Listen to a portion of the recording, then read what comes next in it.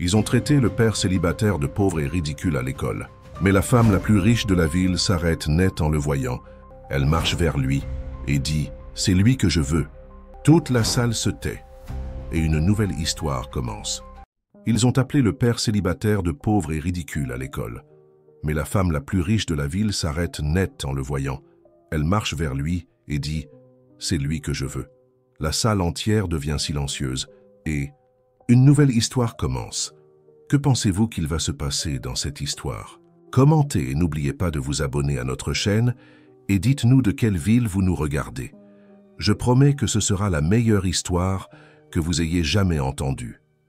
Si cette histoire vous a ému, en tant qu'auditeur premium, il y a des romans encore plus profonds, intenses et secrets.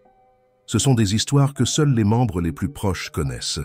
Cliquez sur « Devenez membre maintenant » et écoutez les meilleures histoires exclusives à un prix abordable.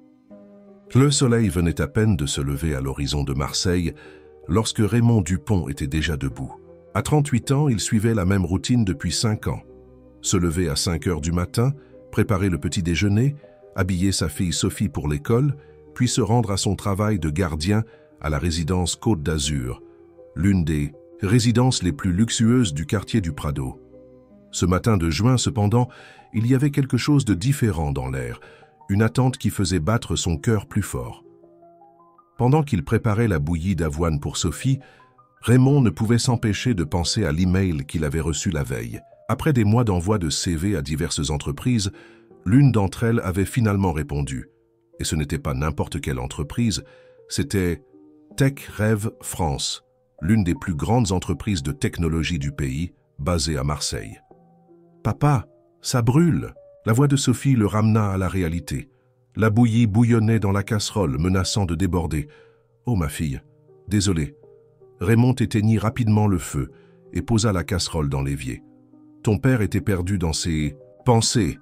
Sophie, avec ses énormes yeux bruns et ses cheveux bouclés attachés en 2 couettes, observait son père avec curiosité. À 7 ans, elle montrait déjà une maturité surprenante pour son âge, résultat d'une vie qui n'avait pas été facile depuis que sa mère, Jeanne, les avait abandonnés quand elle n'avait que 2 ans. « Tu penses à l'entretien, n'est-ce pas ?» demanda la petite fille, prenant son bol de petit déjeuner. Raymond sourit. Il ne pouvait rien cacher à Sophie. « Oui, ma fille, c'est une chance très importante pour ton père. Tu vas réussir, papa. Tu es l'homme le plus intelligent du monde. » La conviction dans sa voix fit que Raymond sentit un nœud dans sa gorge. Il s'abaissa pour être à la hauteur des yeux de sa fille et ajusta une mèche de cheveux qui s'était échappée de sa coiffure. « Merci, ma petite. Mais il y a un problème. L'entretien est demain à 2 heures de l'après-midi. Et quel est le problème? Madame Bertrand ne pourra pas te garder. Sa fille va avoir un bébé et elle va à la campagne pour l'aider. » Le sourire sur le visage. Had Sophie disparut. Madame Bertrand, une dame qui habitait dans l'appartement à côté, gardait souvent la petite fille quand Raymond devait régler quelque chose en dehors des heures d'école de Sophie. « Pas de problème, papa. Je peux rester seul. Hors de question. » Raymond fut catégorique. « Tu n'as que 7 ans. Alors, tu n'iras pas ?» La déception dans sa voix était palpable. Raymond passa ses mains sur son visage, sentant le poids de la responsabilité. Cet entretien pourrait changer leur vie. En tant que gardien, il gagnait à peine plus que le SMIC, parvenant difficilement à payer le loyer du petit appartement d'une chambre où il vivait dans le quartier Saint-Antoine. Le poste chez Tech Rêve était pour un assistant administratif, avec un salaire presque 3 fois plus élevé et des avantages qui comprenaient une assurance maladie, quelque chose dont il rêvait de pouvoir offrir à sa fille. « J'irai, oui. »« Nous irons, » décida-t-il finalement. « Tu viendras avec moi. » Les yeux de Sophie s'illuminèrent. « Vraiment, papa ? » ?»« Vraiment. Mais tu devras me promettre de te comporter sagement, d'accord ? Pas de bruit et pas d'interruption. »« Je promets. J'apporterai mon cahier de dessin et je resterai tranquille. » Raymond sourit, essayant de cacher son inquiétude. Il savait qu'emmener un enfant à un entretien d'embauche n'était pas l'idéal. Mais quelle alternative avait-il? L'amour pour sa fille et le désir de lui offrir un avenir meilleur étaient plus forts que n'importe quelle convention sociale.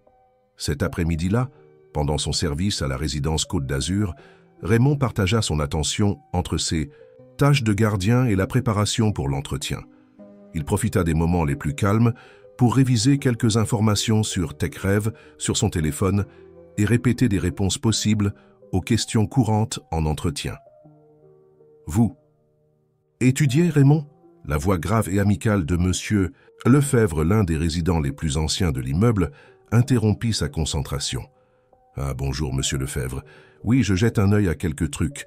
J'ai un entretien demain. » Le monsieur aux cheveux grisonnants et à l'allure élégante ajusta ses lunettes sur son nez. « Un entretien? Vous nous quittez, Raymond ?» Il y avait une inquiétude sincère dans la voix du vieil homme. Raymond était apprécié des résidents, toujours attentif et serviable. « Je ne sais pas encore.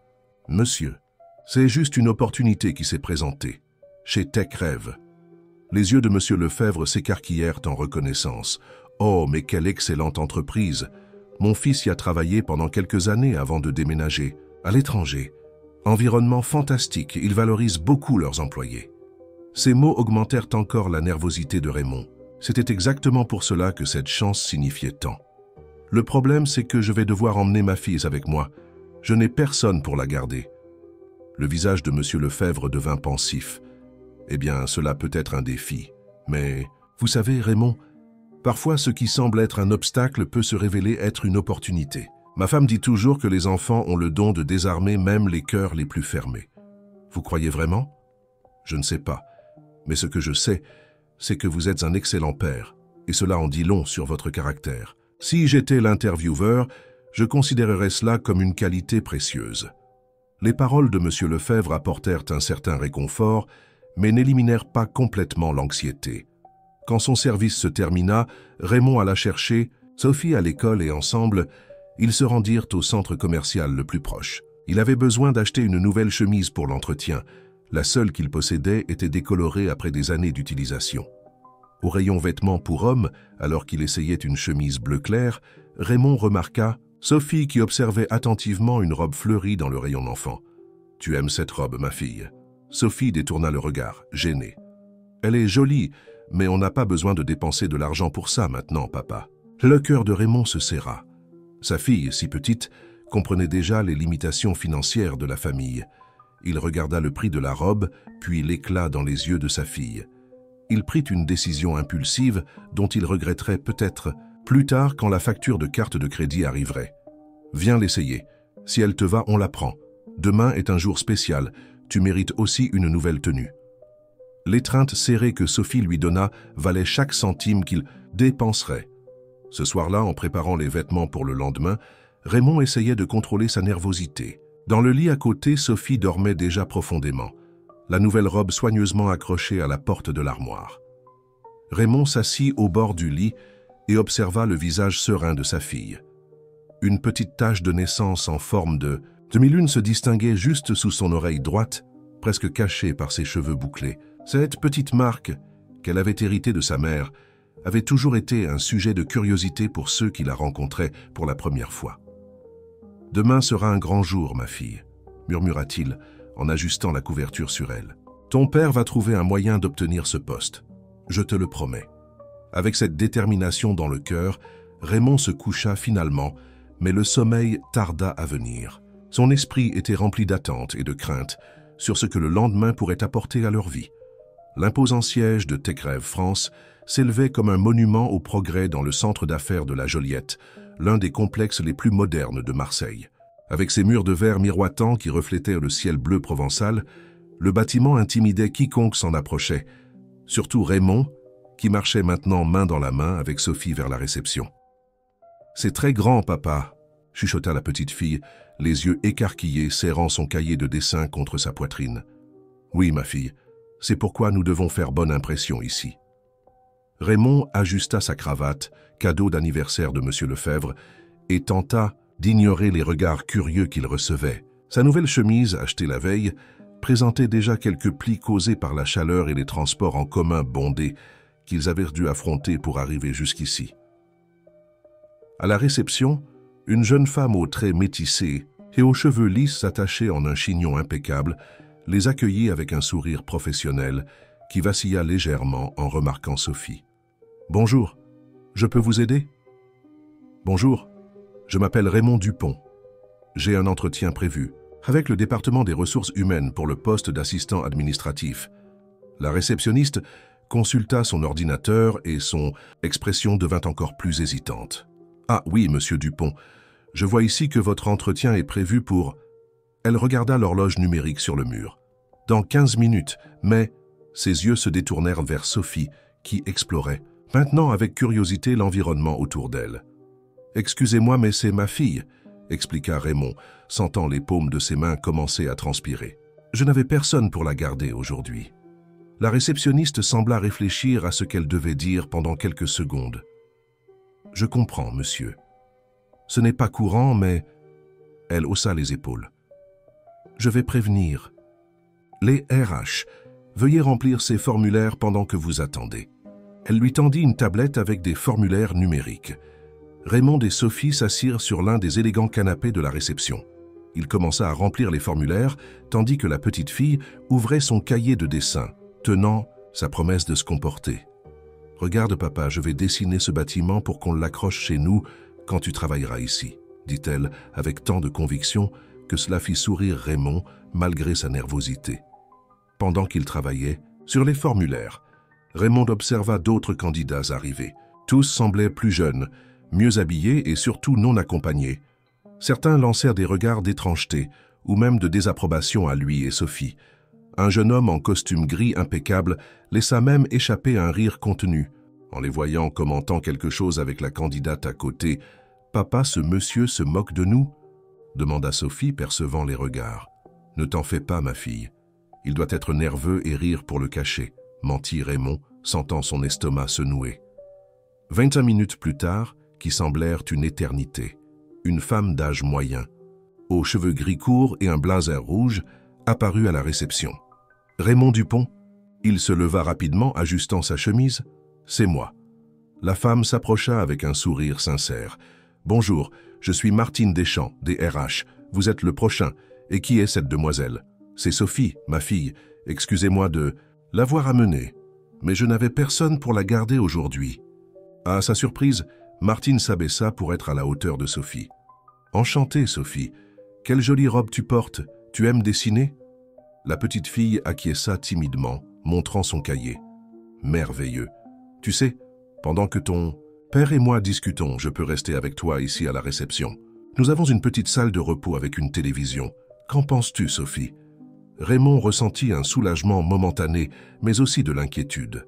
Sophie était timide avec les étrangers. « Ma fille, resterais-tu avec Madame Martine? Pendant que je passe l'entretien, je promets que je ne serai pas long. » À sa surprise, Sophie acquiesça. « Je peux lui montrer mes dessins ?»« Bien sûr que tu peux, » répondit Martine avec gentillesse. « Et peut-être que nous pourrons en faire d'autres ensemble. » Le cœur un peu plus léger, Raymond suivit le chemin vers la salle d'entretien, tandis que Martine emmenait Sophie dans la salle de repos. En parcourant les couloirs miroirs, il essayait d'organiser ses pensées et de contrôler sa respiration. La salle d'entretien était plus petite qu'il ne l'avait imaginé, avec une table ronde et quelques chaises confortables. À sa surprise, une seule personne l'attendait à l'intérieur, une femme d'environ 45 ans, aux cheveux noirs à hauteur des épaules et une posture qui exhalait l'autorité. Elle portait un tailleur bleu marine impeccable et ses yeux brun foncé l'analysaient avec intensité. « Monsieur Dupont, veuillez vous asseoir, » dit-elle, indiquant la chaise en face d'elle. « Je suis Victoire Beaumont, directrice exécutive de TechRêve. » Raymond faillit trébucher sur ses propres pieds. Il s'attendait à être interviewé par quelqu'un des RH, pas par la directrice exécutive de l'entreprise. « C'est un plaisir. Madame, merci pour cette opportunité. » réussit-il à dire en s'asseyant. Victoire Beaumont avait une présence magnétique, de celle qui remplissait n'importe quel environnement. Ses mouvements étaient précis et élégants, ses mots articulés à la perfection. « J'ai lu votre CV, monsieur Dupont. 5 ans comme gardien à la résidence Côte d'Azur, vendeur dans une pharmacie avant cela, et un cours technique en administration. Terminé il y a 2 ans, correct ? Oui, madame, j'ai fait le cours du soir tout en travaillant pendant la journée. Victoire analysa quelques documents devant elle. Et avant cela, j'ai travaillé dans diverses fonctions informelles. J'ai été livreur, serveur, aide-maçon. Je faisais ce qui se présentait. Je vois que vous avez une fille. Oui, Sophie. Elle a 7 ans. Et sa mère? La question, bien qu'attendue, causait toujours un malaise. Elle n'est pas présente. Nous sommes juste nous deux, depuis qu'elle avait 2. Oh, Victoire prit quelques notes avant de continuer. L'entretien suivit des chemins prévisibles, questions sur les expériences antérieures, connaissances techniques, disponibilité horaire. Raymond répondait avec sincérité, soulignant son dévouement et sa capacité d'apprentissage, même lorsqu'il n'avait pas toutes les qualifications requises pour le poste. « Monsieur Dupont, je vais être franche, » dit Victoire, après environ 15 minutes. « Votre expérience n'est pas exactement ce que nous recherchons pour ce poste. » Le cœur de Raymond s'effondra. Il s'y attendait déjà, mais entendre ces mots à haute voix faisait plus mal qu'il ne l'imaginait. « Je comprends, madame. Je vous remercie pour l'opportunité de toute façon. »« Ne me comprenez pas mal, » continua-t-elle. « Je suis impressionné par votre parcours. Élever une fille seule, travailler et encore chercher une qualification n'est pas pour tout le monde. Cela démontre de la détermination, quelque chose que je valorise beaucoup. » Une lueur d'espoir apparut dans la poitrine de Raymond. « Cependant, je dois m'assurer que vous pourriez gérer les exigences techniques du poste. » À ce moment, ils furent interrompus par un léger coup à la porte.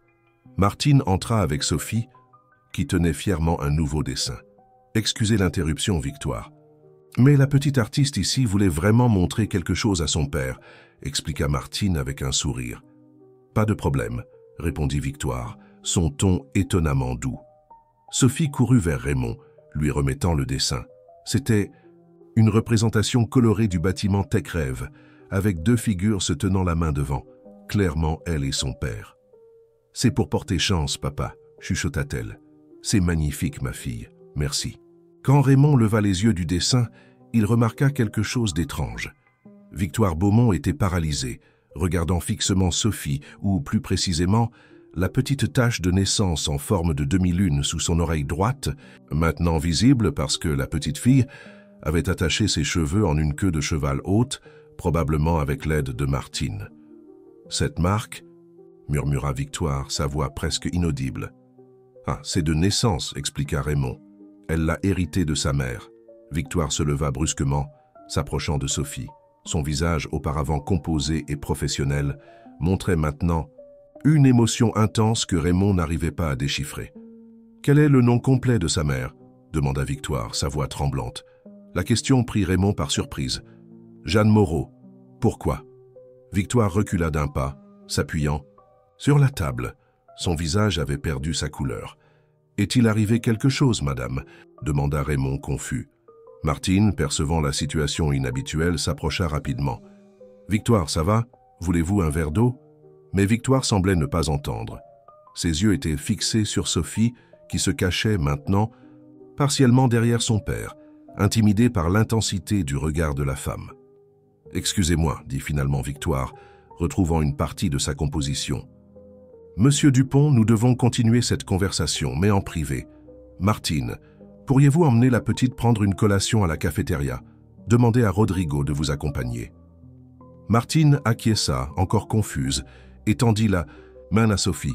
« Allons-y, ma chérie, ils ont de la glace au chocolat en bas. » Sophie regarda son père qui acquiesça pour l'encourager. « Vas-y, ma fille, je te rejoins tout à l'heure. » Quand ils furent seuls, Victoire se rassit, maintenant visiblement troublée. « Monsieur Dupont, que savez-vous sur la mère de votre fille ?» La question inattendue laissa Raymond encore plus confus. « Pas grand-chose, pour être honnête. Nous nous sommes rencontrés à Toulon, ma ville natale. Elle était serveuse dans le même restaurant où je travaillais. Nous sommes restés ensemble pendant 3 ans, mais après la naissance de Sophie, les choses sont devenues difficiles. Quand notre fille avait 2 ans, Jeanne a simplement disparu. Elle a juste laissé un mot disant qu'elle n'était pas prête à être mère. Je n'ai plus jamais eu de nouvelles d'elle. » Victoire écoutait attentivement, son regard intense fixé sur Raymond. « Et sa famille ?» Elle disait qu'elle était orpheline, élevée dans un foyer à Nice. Elle n'avait de contact avec aucun parent. Un silence pesant tomba sur la pièce. Victoire semblait traiter chaque mot avec soin. « Monsieur Dupont, » dit-elle finalement, sa voix contrôlée mais chargée d'émotion, « vous venez d'obtenir un emploi chez Tech-Rêve. » Raymond cligna des yeux plusieurs fois, essayant de comprendre ce qu'il venait d'entendre. Après toute cette étrangeté, la dernière chose à laquelle il s'attendait était une offre d'emploi. et encore moins de façon aussi abrupte. « Excusez-moi, madame, mais que s'est-il passé ici? Vous sembliez choquée en voyant la tâche de naissance de ma fille. Et maintenant, vous m'offrez un emploi ?» Victoire respira profondément, réorganisant sa posture. Ses yeux, auparavant troublés, montraient maintenant une détermination calculée. « Monsieur Dupont, je crois au destin qui se croise pour des raisons qui vont au-delà de notre compréhension immédiate. » Elle fit une pause, comme si elle mesurait soigneusement ses prochains mots. « Je ne suis pas sûr que vous soyez la bonne personne pour le poste d'assistant administratif que nous offrons, mais je suis absolument certaine que vous devez être dans cette entreprise. Avec tout le respect, cela n'a aucun sens. Ça en aura. » Victoire ouvrit un tiroir et en sortit un cadre photo, le tournant vers Raymond. Sur la photo, une jeune Victoire, peut-être 20 ans plus jeune, enlacée et une adolescente souriante. « C'est ma sœur, Claire. Vous voyez cette marque sous son oreille ?» Raymond se pencha pour mieux regarder et sentit un frisson parcourir son échine. Là, identique à celle de Sophie, se trouvait une tache de naissance en forme de demi-lune. « Ma sœur a disparu il y a 15 ans, quand elle n'avait que 17 ans. Elle est partie pour l'école un matin ordinaire et n'est jamais revenue. Les enquêtes ont été infructueuses. Avec le temps, mes parents ont perdu l'espoir de la retrouver vivante. Attendez, vous suggérez que Jeanne, la mère de Sophie, pourrait être votre sœur. L'idée semblait trop absurde. Je n'affirme rien encore, mais la coïncidence de la tache de naissance, l'âge, le fait qu'elle ait dit qu'elle était orpheline de Nice, Claire a disparu à Nice, où nous habitions à l'époque. Raymond sentit sa tête tourner. C'était beaucoup d'informations à traiter d'un coup. Si Jeanne est vraiment votre sœur, cela ferait de Sophie votre nièce? La réalisation le frappa comme un coup de poing. Exactement. Les yeux de Victoire brillaient d'un mélange d'espoir et d'appréhension. « Monsieur Dupont, j'ai besoin d'en savoir plus sur Jeanne. Avez-vous une photo d'elle ?» Raymond sortit son portefeuille de sa poche et en retira une photo usée par le temps. On y voyait une jeune femme aux cheveux bouclés tenant un bébé nouveau-né. C'est la seule que j'ai. Elle a été prise le jour de la naissance de Sophie. Victoire prit la photo d'une main tremblante. Ses yeux examinèrent chaque détail du visage de la femme sur l'image et des larmes commencèrent à se former. « C'est elle ?» chuchota-t-elle. « C'est Claire. Même après tant d'années, je reconnaîtrai ma sœur n'importe où. » « Mais cela n'a pas de sens, » protesta Raymond. « Pourquoi Claire dirait-elle qu'elle était orpheline? Pourquoi utiliserait-elle un autre nom? Et pourquoi abandonnerait-elle sa propre fille? Ce sont des questions qui me tourmentent aussi. » Victoire rendit la photo. « Mais je crois que quelque chose de grave a dû se produire pour que ma sœur change d'identité et coupe les liens avec sa famille. Peut-être était-elle en danger ou... » Sa voix faiblit. Raymond rangea la photo, son esprit en plein tourbillon de pensées. Je ne sais pas quoi dire, c'est tellement surréaliste. Je comprends que ce soit un choc pour vous aussi, mais je dois vous faire comprendre une chose. Je veux connaître ma nièce, je veux faire partie de sa vie. La posture défensive de Raymond fut instantanée. Sophie est ma fille. Je me suis occupé d'elle seule pendant 5 ans. Je ne permettrai à personne de me l'enlever. Je ne ferai jamais ça, assura Victoire, son ton sincère. Je n'ai pas l'intention de contester sa garde ou d'interférer dans son éducation. Je veux juste avoir l'opportunité de la connaître, de lui offrir l'affection d'une famille qu'elle n'a jamais su qu'elle avait. Le silence qui suivit fut pesant, chargé d'émotions contradictoires. « C'est pour ça que vous m'offrez un emploi. Pour être près de ma fille ? Partiellement, oui, admit Victoire avec franchise, mais aussi parce que je crois que vous méritez une opportunité. Votre parcours montre un homme déterminé qui s'efforce de s'améliorer.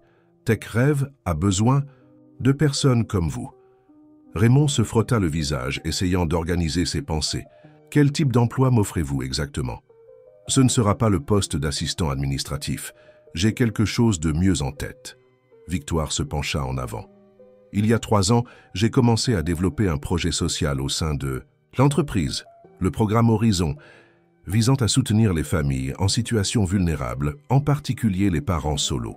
Le projet a commencé comme un hommage à ma sœur, que nous croyions avoir perdue. Elle choisit soigneusement le mot.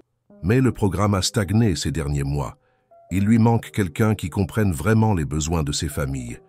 Quelqu'un qui a vécu cette réalité. Et cette personne serait moi. Exactement. Je veux que vous soyez le nouveau coordinateur du programme Horizon, non seulement pour votre expérience personnelle, mais parce que vous avez démontré aujourd'hui que vous avez quelque chose qui ne s'apprend dans aucune faculté, la détermination et l'amour inconditionnel pour votre fille. Ce sont des valeurs que je veux voir reflétées dans ce programme. La proposition était tentante, mais en même temps effrayante. Raymond, qui n'avait jamais travaillé dans un bureau d'entreprise, était maintenant invité à coordonner un programme social dans l'une des plus grandes entreprises de technologie du pays. Je n'ai pas d'expérience avec ce type de travail. Vous aurez tout le soutien nécessaire. Nous embaucherons un assistant avec de l'expérience administrative pour vous aider et nous offrirons une formation. L'important, c'est votre vision, votre expérience de vie. Et le salaire, il sera compatible avec la fonction de coordinateur. Je peux vous garantir qu'il sera significativement supérieur à ce que vous gagnez actuellement. Raymond réfléchit pendant quelques instants. C'était une opportunité unique qui changerait complètement sa vie et celle de Sophie. Mais cela signifiait aussi entrer dans un monde inconnu et gérer une situation familiale compliquée qu'il venait de découvrir. J'ai besoin de réfléchir. C'est beaucoup à absorber d'un coup. Je comprends parfaitement. Victoire sortit une carte de visite de sa poche et écrivit quelque chose au dos. Voici mon numéro personnel. Appelez-moi quand vous aurez pris votre décision. Je n'ai pas l'intention de vous mettre la pression, mais j'aimerais que vous considériez sérieusement ma proposition. Raymond prit la carte, encore étourdi par les événements. Maintenant, et si nous allions retrouver votre fille, ma nièce, à la cafétéria? Je promets de ne rien lui dire sur notre parenté. Pas avant que vous ne vous sentiez à l'aise avec cela. Ils descendirent à la cafétéria au premier étage, où ils trouvèrent Sophie absorbée par une glace au chocolat, conversant avec animation avec Martine. « Papa !» s'exclama la petite fille en le voyant. « Cette entreprise est géniale. Ils ont de la glace gratuite et Madame Martine m'a montré des ordinateurs qui font des dessins tout seuls. » Raymond sourit, reconnaissant pour l'innocence de sa fille, inconsciente du tourbillon de révélations qui venait de se produire. « C'est bien que ça t'ait plu, ma fille. » Victoire observait la scène les yeux embués, voyant dans la petite fille des traits indéniables de sa sœur perdue. Quand Sophie remarqua finalement sa présence, elle offrit un sourire timide. « Bonjour, madame. Vous êtes la patronne de mon père ?» La question prit tout le monde par surprise. Victoire s'approcha et s'abaissa pour être à la hauteur des yeux de la petite fille. « Je ne sais pas encore, Sophie. Ton père réfléchit s'il veut travailler ici avec nous. Il devrait accepter, » dit Sophie avec la sincérité caractéristique des enfants. « Le bâtiment est beau et il y a de la glace. » Tout le monde rit, soulageant momentanément la tension. « Tu sais, Sophie, » continua Victoire, « ton père m'a dit que tu aimes beaucoup dessiner. »« Oui, quand je serai grande, je veux faire des dessins pour ordinateur, comme ceux que Madame Martine m'a montrés. Ça s'appelle le design graphique, » expliqua Victoire. « Nous avons beaucoup de professionnels talentueux ici chez TechRêve. Qui font ça ?» Les yeux de Sophie brillèrent. « Vraiment? Je peux les rencontrer? » « Bien sûr. Si ton père vient travailler ici, tu pourras visiter quand tu voudras. » Raymond observait l'interaction avec des sentiments contradictoires. D'un côté, l'affection sincère que Victoire montrait pour Sophie était évidente. De l'autre, il ne pouvait ignorer le fait que ce rapprochement était profondément lié à la possibilité que la petite fille soit sa nièce. « Il se fait tard, » dit-il finalement. « Nous devons y aller, Sophie. Demain, tu as école. » La déception. Sur le visage de sa fille était visible, mais elle ne protesta pas. Elle dit au revoir à Martine avec un câlin, puis, à la surprise de tous, tendit les bras vers Victoire aussi. « Au revoir, Madame Patronne. J'espère que mon père viendra travailler ici. » Victoire, visiblement émue, serra la petite fille avec délicatesse. « Je l'espère aussi, Sophie. Ce fut un plaisir de te rencontrer. » Sur le chemin du retour, dans le bus bondé, Sophie bavardait avec enthousiasme sur tout ce qu'elle avait vu chez TechRêve, tandis que Raymond répondait par monosyllabes, son esprit encore en train de traiter les événements de la journée. « Papa, tu es triste ?» demanda Sophie, remarquant sa distraction. « Non, ma fille, je réfléchis juste. »« À quoi ?»« À beaucoup de choses. Au nouveau travail, à toi, à ta mère. » La mention de la mère rendit Sophie sérieuse. C'était un sujet rarement abordé entre eux. La madame patronne connaissait maman? La question innocente fit que Raymond déglutit difficilement. « Pourquoi demandes-tu ça ?»« Parce qu'elle regardait beaucoup ma petite Marc. Maman en avait une pareille, non? Tu me l'as montrée sur la photo. » La perspicacité de Sophie l'effrayait parfois. « Oui, ta mère avait une marque identique. Et non, madame Victoire ne connaissait pas ta mère. Elle a juste trouvé ta marque intéressante. » Sophie sembla accepter l'explication, tournant son attention vers le paysage qui défilait par la fenêtre du bus.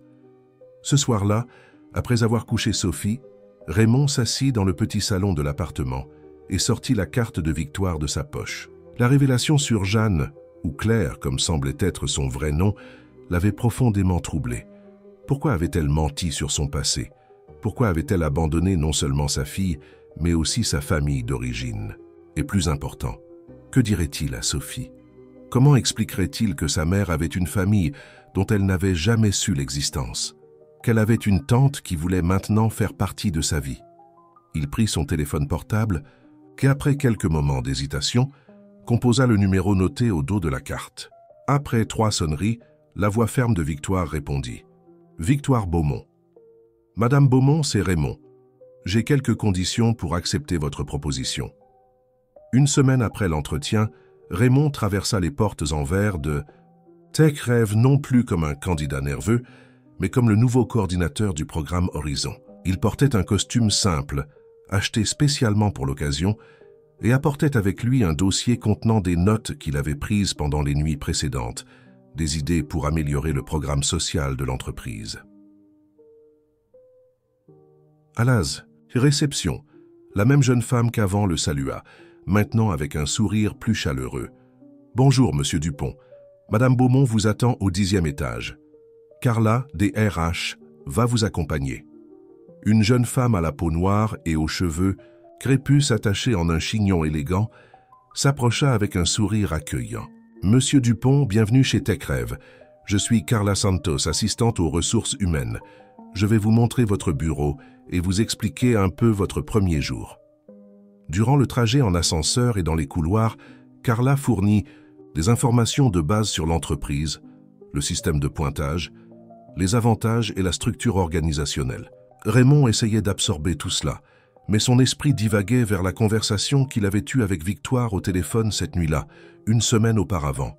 « J'ai des conditions pour accepter votre proposition », avait-il dit. « Premièrement, je veux une autonomie réelle dans le programme. Si je vais le coordonner, j'ai besoin d'implémenter mes propres idées, pas seulement suivre un scénario préétabli. »« Je suis d'accord », avait répondu Victoire. « Quelle est la deuxième condition ? » Concernant Sophie, je veux que notre rapprochement soit progressif. Je ne vais pas cacher à ma fille que vous pourriez être sa tante, mais je ne veux pas précipiter les choses. Elle a passé 5 ans à croire qu'elle n'avait pas de famille, à part moi. Ce sera un choc. Je comprends parfaitement. Nous ferons à votre rythme. Et enfin, je veux la vérité, toute la vérité. Si nous allons travailler ensemble et si vous êtes vraiment la tante de Sophie, nous ne pouvons pas commencer avec des secrets. J'ai besoin de tout savoir sur Claire, sur sa disparition, sur ce que vous pensez qu'il s'est passé. Tout. Il y avait eu un silence de l'autre côté de la ligne, avant que Victoire ne réponde. C'est juste. Il y a beaucoup de choses que je dois vous raconter, mais pas par téléphone. Quand vous commencerez à travailler, nous aurons une conversation privée. La voix de Carla le ramena au présent. Ce sera votre bureau, monsieur Dupont. Raymond regarda avec surprise l'espace vaste et bien éclairé. Un bureau en bois foncé, un ordinateur de dernière génération, des fauteuils confortables pour les visiteurs et une vue partielle sur la Méditerranée à travers des fenêtres allant du sol au plafond. Tout cela est pour moi. Carla sourit. Madame Beaumont a insisté pour que le coordinateur du programme Horizon ait un espace adéquat pour recevoir les participants et partenaires du projet.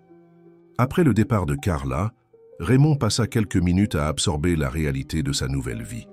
Il y a 2 semaines, il n'était qu'un gardien luttant pour payer les factures. Maintenant, il était dans un bureau exécutif avec un salaire qu'il n'aurait jamais imaginé recevoir. Un léger coup à la porte interrompit ses pensées. Victoire entra, élégante comme toujours dans un tailleur gris clair. « Bonjour Raymond. Je vois que vous vous installez déjà. Comment vous sentez-vous? Honnêtement, comme si je rêvais. Victoire sourit. C'était un sourire différent, de celui qu'il avait vu lors de l'entretien, plus sincère, moins calculé. Croyez-moi, je connais cette sensation. Quand j'ai commencé ma carrière, je me sentais aussi comme un poisson hors de l'eau. Vous, la puissante PDG, je n'ai pas toujours été puissante, répliqua-t-elle avec un léger rire. Venez avec moi, je veux vous montrer quelque chose avant notre réunion avec l'équipe. Ils suivirent un couloir jusqu'à une salle de réunion plus petite, plus accueillante que les autres. Sur les murs, il y avait plusieurs photos encadrées d'enfants, de familles et de bénévoles dans diverses activités. Voici l'histoire du programme Horizon jusqu'à présent, expliqua Victoire. Il a commencé petit, avec seulement 10 familles. Aujourd'hui, nous en aidons environ 50, offrant de l'aide à la garde d'enfants jusqu'à la formation professionnelle pour les parents solos. Mais c'est encore peu par rapport à ce que ça pourrait être. Raymond observa les photos avec attention. Pourquoi le programme a-t-il stagné? Il manquait quelqu'un avec une passion réelle pour la cause, quelqu'un qui comprenne vraiment les besoins de ces familles. Victoire fit une pause, comme si elle choisissait soigneusement ses prochains mots. Après la disparition de Claire, j'ai créé ce programme comme une façon de lui rendre hommage, de garder vivante la mémoire de ma sœur, qui adorait aider les autres. Mais avec le temps, le programme est devenu juste un projet d'entreprise de plus. Il a perdu son âme. Et maintenant, vous espérez que je ramène cette âme. Exactement. Ils s'assirent dans des fauteuils confortables et Victoire sortit un dossier de son sac. Comme promis, je suis ici pour tout vous raconter sur Claire. Elle ouvrit le dossier et en sortit plusieurs photos. La première montrait une adolescente souriante, avec les mêmes cheveux bouclés que Raymond reconnaissait chez Jeanne, bien que plus courts. Claire a toujours été différente de moi. Alors que j'étais concentré, discipliné, elle était rêveuse, rebelle. Nos parents étaient stricts, surtout notre père, un homme d'affaires traditionnel qui s'attendait à ce que nous suivions ses pas dans les affaires familiales. Elle passa à une autre photo, où Claire, semblant avoir environ 16 ans, jouait de la guitare dans ce qui ressemblait à un festival scolaire. Elle aimait la musique, l'art, elle voulait être musicienne. Mon père considérait cela comme une perte de temps, disait que ça ne menait nulle part. Les disputes étaient constantes, surtout dans la dernière année avant sa disparition. Que la photo suivante montrait la famille complète. Les parents, Victoire et Claire, tous élégamment vêtus pour ce qui semblait être une photo officielle. Cette dernière année, Claire s'était impliquée avec un garçon que mon père désapprouvait véhémentement. Lucas était musicien quelques années plus âgé et selon mon père une mauvaise influence. Il a interdit la relation, est allé jusqu'à engager un garde du corps pour suivre Claire et s'assurer qu'elle ne rencontrait pas le garçon. Et elle s'est enfuie avec ce Lucas. Victoire secoua la tête. C'était notre première supposition. Mais Lucas est apparu désespéré à notre porte le lendemain de sa disparition. Il était sincèrement inquiet, a participé aux recherches. La police l'a interrogé à fond et il avait un alibi solide pour le matin où Claire a disparu. Il jouait dans un café à des kilomètres de là, avec des dizaines de témoins. Et ils n'ont trouvé aucune piste? Une seule. 3 jours. Plus tard, le sac de Claire a été trouvé dans une gare routière à Aix-en-Provence. À l'intérieur, il n'y avait que ses vêtements et un mot adressé à moi. Victoire sortit un papier jauni et plié du dossier. Je ne l'ai jamais montré à la police ou à mes parents. C'était trop personnel. Raymond prit le billet avec précaution. L'écriture était délicate, bien que précipitée. Victoire, ne me cherche pas. Je dois trouver mon propre chemin, loin des attentes et du contrôle. Un jour, quand ce sera sûr, je reviendrai. Je t'aime, mais je ne peux plus vivre ainsi. Claire. Cela ressemble à une fuite planifiée, observa Raymond. Oui, mais pas avec Lucas. Il était aussi dévasté que nous. Finalement, la police a conclu qu'elle s'était enfuie de son propre chef, probablement pour une autre ville. Les recherches ont continué pendant des mois, mais sans succès. Mes parents ne s'en sont jamais complètement remis. Mon père est décédé quelques années plus tard, victime d'une crise cardiaque. Et ma mère vit aujourd'hui dans une maison de repos à Avignon, sa santé mentale fragilisée après tant d'années de souffrance. Raymond absorbait chaque mot, essayant de relier l'adolescente rebelle des photos avec la Jeanne qu'il avait connue à Toulon. Une femme calme, réservée, semblant toujours porter un poids invisible. Et vous n'avez jamais soupçonné qu'elle pourrait être à Toulon. Nous avons cherché dans toutes les grandes villes du Sud, y compris Toulon. Mais si elle avait changé de nom, d'apparence, c'était comme chercher une aiguille dans une botte de foin. Elle utilisait le nom Jeanne Moreau quand je l'ai rencontrée. Elle travaillait comme serveuse dans un restaurant sur le front de mer. Elle ne parlait jamais de son passé, disait qu'il valait mieux laisser certaines choses derrière. Quand j'insistais, elle se fermait complètement. Victoire essuya une larme discrète. Ça lui ressemble, ce mystère. Mais pourquoi abandonner sa propre fille? Ça n'a pas de sens. Claire a toujours adoré les enfants, a toujours parlé d'avoir une grande famille. Ça m'a aussi intrigué pendant des années. La note qu'elle m'a laissée ne donnait aucune explication, disait simplement qu'elle n'était pas prête à être « mère, que Sophie serait mieux juste avec moi ». Je dois la retrouver, Raymond. Maintenant, plus que jamais, je dois comprendre ce qui s'est passé. Pourquoi ma sœur a abandonné non seulement sa famille d'origine, mais aussi sa propre fille.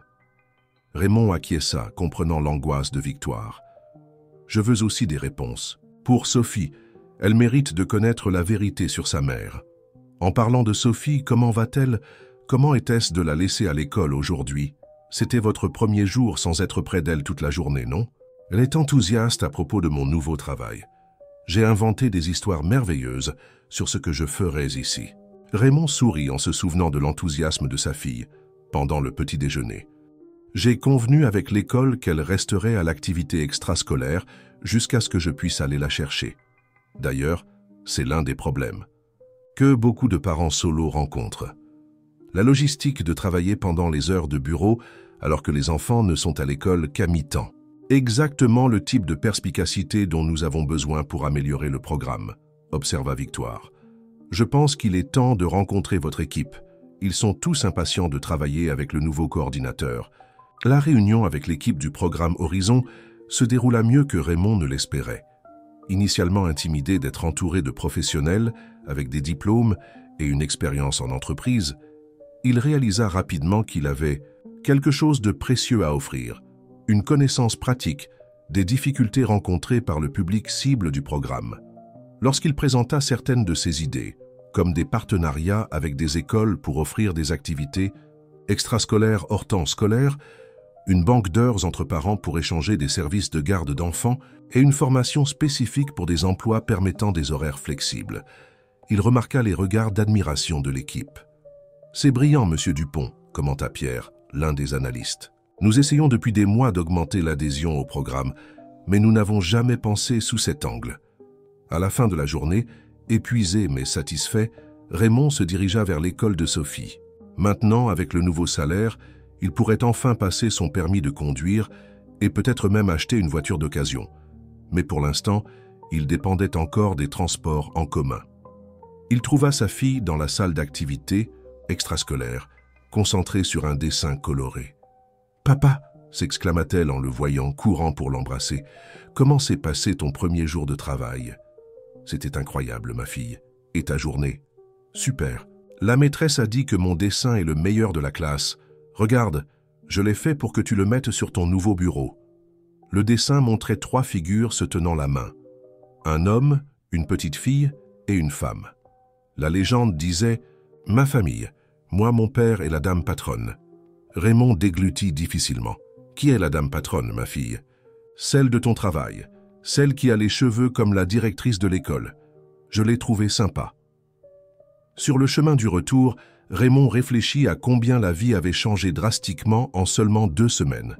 Sophie avait déjà, inconsciemment, placé Victoire dans sa petite famille, comme si elle pressentait la connexion qui existait entre eux.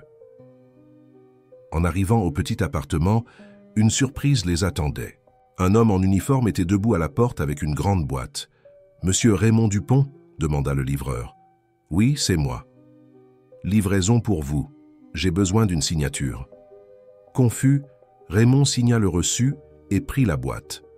Dans l'appartement, lui et Sophie ouvrirent le paquet ensemble, trouvant une tablette de dernière génération avec une note, pour que Sophie développe son talent artistique. Ce modèle est utilisé par nos designers graphiques. Demain, si votre père le permet, j'aimerais vous emmener dîner. Victoire. « Waouh !» s'exclama Sophie, émerveillée par le cadeau. « C'est comme celui que Madame Martine m'a montré dans l'entreprise. Je peux l'utiliser, papa? Je peux? Raymond ressentit un mélange de gratitude et de gêne. Le cadeau était trop généreux, et le rapprochement se produisait plus rapidement qu'il ne l'avait prévu. D'un autre côté, la joie sur le visage de sa fille était inestimable. Oui, ma fille. Mais d'abord, nous devons remercier Madame Victoire, je vais l'appeler. Pendant que Sophie explorait avec enthousiasme les fonctions de la tablette, Raymond composa le numéro de Victoire. « Vous avez aimé le cadeau ?» demanda-t-elle dès qu'elle décrocha. « C'est très généreux, Victoire. Vous n'auriez pas dû... » Ne le considérez pas seulement comme un cadeau, considérez-le comme un investissement. Sophie a du talent, vous l'avez dit vous-même. Et quand? Est-il du dîner demain? Raymond hésita. Je ne sais pas si nous sommes prêts pour ça. Je comprends vos craintes, Raymond. Mais plus nous retarderons, plus ce sera difficile. De plus, c'est juste un dîner. Je n'ai pas l'intention de lui dire quoi que ce soit pour l'instant. Après quelques instants de réflexion, Raymond accepta. D'accord. Mais un restaurant simple, s'il vous plaît. Nous ne voulons pas attirer l'attention. Je connais l'endroit parfait. Un restaurant familial dans le quartier du Panier. Cuisine maison, ambiance tranquille. Je peux passer vous prendre à 7 heures? Nous serons prêts. En raccrochant, Raymond observa Sophie complètement absorbée par la nouvelle tablette, dessinant déjà quelque chose avec ses doigts. La ressemblance avec Claire, la musicienne rêveuse des photos, était indéniable. La même lueur dans les yeux quand elle créait, la même intensité. « Qu'est-ce que tu dessines, ma fille ?»« Notre famille encore, papa. Mais maintenant avec plus de détails. La dame patronne semble beaucoup m'aimer, non? Elle doit être vraiment gentille. »« Oui, ma fille, elle l'est. » Raymond soupira, pensant au dîner du lendemain et à tout ce qui allait venir. Elle l'est certainement. Le coin de Mémé était exactement comme Victoire l'avait décrit. Un restaurant chaleureux au cœur du quartier du Panier, avec des nappes à carreaux, des murs décorés d'ustensiles de cuisine anciens et un arôme irrésistible d'herbes, provençales dans l'air. Raymond et Sophie arrivèrent ponctuellement à 7 heures, elle portant la robe fleurie achetée pour l'entretien, lui avec une chemise simple, mais bien repassée. « Est-ce qu'elle va aimer mon dessin ?» demanda Sophie pour la 3e fois, tenant fermement la feuille de papier sur laquelle elle avait travaillé tout l'après-midi. « J'en suis certain, ma fille. Tu as fait beaucoup d'efforts. » Victoire arriva quelques minutes plus tard, surprenant. Raymond en apparaissant non pas dans le tailleur élégant qu'elle portait au bureau, mais dans une robe décontractée en coton et des sandales basses. Ses cheveux, habituellement attachés en un chignon formel, étaient détachés, encadrant son visage d'une manière qui la rendait plus jeune, plus accessible. « Excusez le retard, » dit-elle en souriant. « La circulation sur la corniche est terrible. Aujourd'hui, vous êtes différente, » observa Sophie avec la sincérité typique des enfants. « Vous semblez moins patronne maintenant. » Victoire rit, enchantée par l'observation. « C'est vrai, Sophie, au travail je dois paraître plus sérieuse, mais aujourd'hui nous dînons simplement entre amis. » L'hésitation sur le dernier mot n'échappa pas à Raymond. Amis était une définition inadéquate pour ce qu'ils étaient, mais tout autre révélerait trop. Après avoir été installée à une table dans un coin, Sophie remit immédiatement son dessin à Victoire. « J'ai fait ça pour vous, sur votre nouvelle tablette. » Victoire ouvrit soigneusement le papier et ses yeux s'embuèrent en voyant ce que la petite fille avait dessiné. C'était une version plus élaborée du dessin précédent. Elle, Raymond et Sophie se tenant la main, mais maintenant incluant des détails impressionnants pour une enfant de 7 ans. La façade de Tech Rêve en arrière-plan, des nuages colorés dans le ciel et le détail le plus émouvant. Tant Sophie que Victoire avaient la même tache de naissance dessinée près de l'oreille. « Tu as dessiné ta petite marque sur moi aussi, » commenta Victoire, la voix tremblante.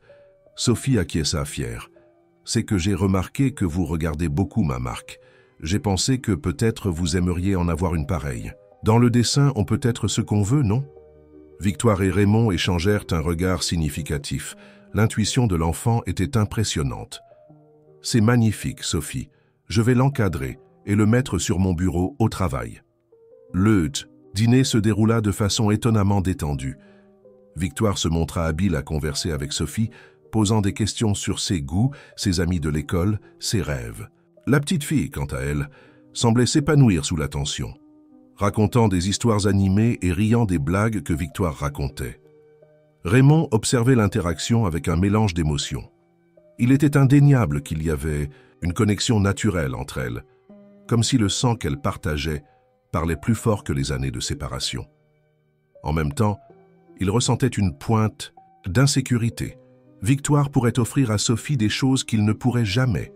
Accès à une éducation de premier ordre, voyages, expériences culturelles, une vie de privilèges.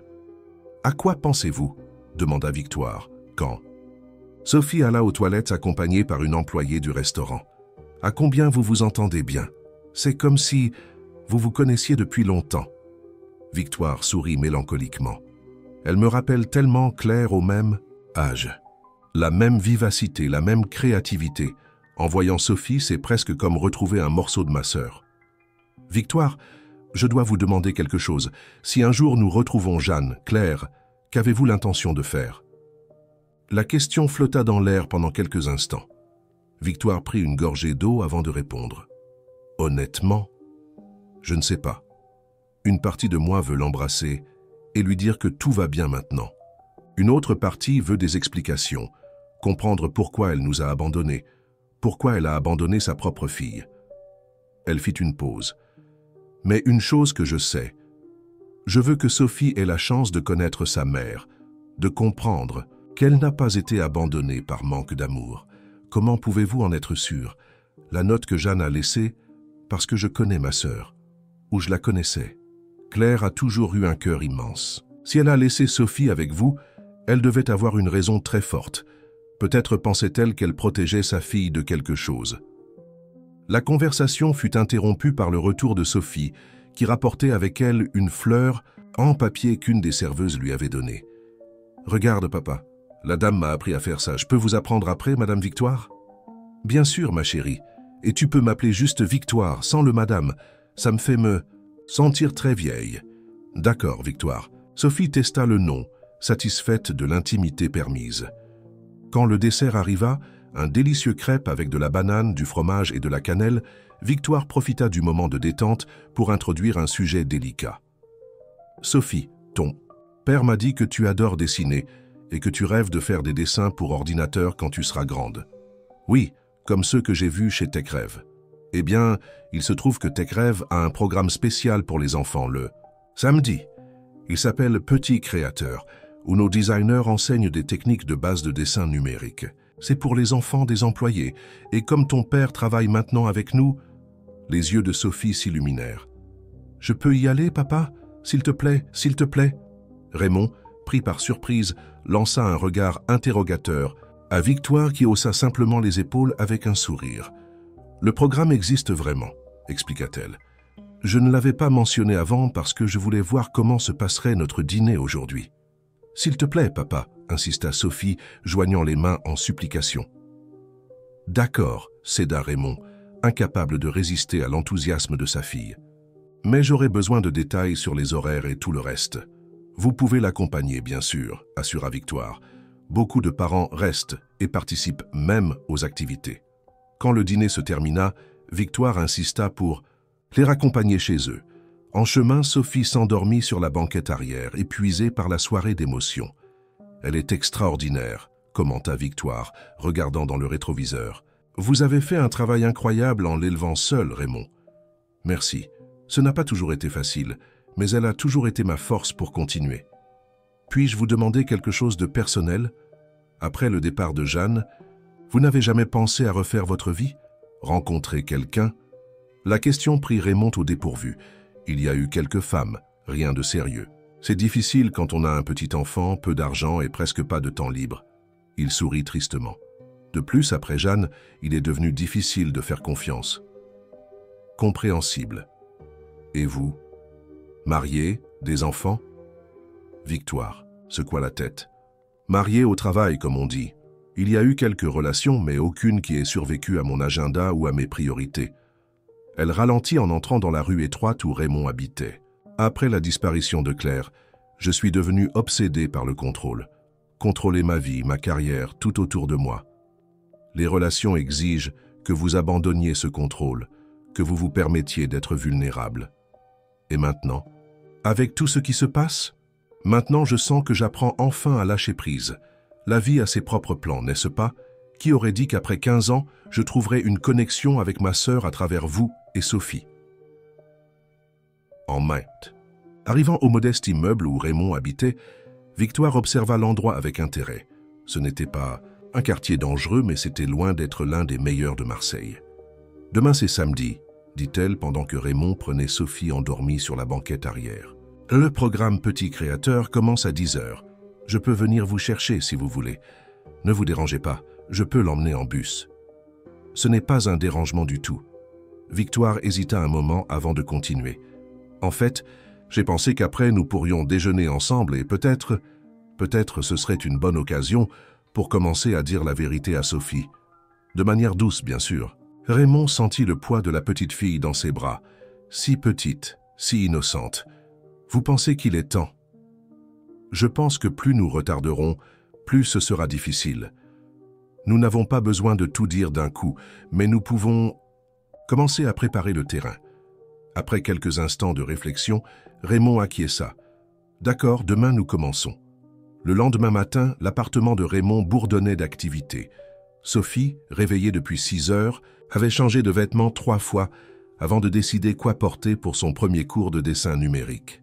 Raymond, quant à lui, essayait de dissimuler sa nervosité en pensant à comment il commencerait la conversation sur Victoire étant potentiellement la tante de Sophie. Quand la sonnette retentit, Sophie courut pour répondre, trop excitée, pour contenir son animation. « Victoire, regarde, j'ai déjà ma tablette, je l'ai apportée pour le cours. » Victoire entra, radieuse dans un jean et un haut décontracté, surprenant à nouveau Raymond avec son côté moins corporate. « Bonjour, petit artiste. Tu es prête à apprendre tous les secrets du dessin numérique? » « Oui, j'ai même fait un petit carnet de notes pour ne rien oublier. » Le trajet jusqu'à TechRêve fut rempli du bavardage incessant de Sophie et des réponses patientes de Victoire. Raymond, sur le siège passager, observait l'interaction avec un mélange de gratitude et d'appréhension. En si peu de temps, Victoire était devenue une présence significative dans la vie de sa fille. Le programme Petit Créateur occupait tout le 3e étage de TechRêve le samedi. Environ 20 enfants, la plupart entre 7 et 12 ans, se répartissaient dans des postes de travail adaptés à leur taille. Des instructeurs jeunes et enthousiastes circulaient, offrant des conseils. « Waouh !» s'exclama Sophie, émerveillée, par l'environnement coloré et technologique. Une jeune femme aux cheveux bleus s'approcha avec un sourire chaleureux. « Tu dois être Sophie. Je suis Renée, je serai ton instructrice aujourd'hui. Viens avec moi, je vais te montrer ton poste. » Tandis que Sophie suivait Renée, Raymond et Victoire se dirigèrent vers une zone avec des canapés et des tables, désignés pour les parents qui souhaitaient attendre. « Elle ira bien », garantit Victoire, remarquant l'expression préoccupée de Raymond. « Renée est fantastique avec les enfants. » « Je ne m'inquiète pas pour ça, je pense à ce que nous lui dirons après. » Victoire acquiesça, compréhensive. « Nous pouvons commencer doucement, peut-être parler de ma sœur disparue, sans nécessairement la relier à Jeanne pour l'instant. Et si elle fait la connexion elle-même, Sophie est très perspicace. Alors nous gérerons cela ensemble. » La matinée passa rapidement. De temps en temps, Raymond et Victoire s'approchaient pour observer Sophie, qui était complètement absorbée. Apprendre à utiliser un programme de dessin professionnel simplifié pour les enfants. Son enthousiasme était contagieux, et elle posait des questions perspicaces qui impressionnaient même les instructeurs les plus expérimentés. À midi, quand la session se termina, Sophie courut vers eux avec une tablette à la main, montrant fièrement son premier projet, un portrait numérique coloré des trois, elle, Raymond et Victoire, dans un style qui mélangeait réalisme et éléments de dessin animé. « Regarde ce que j'ai fait. Renée a dit que j'apprends très vite.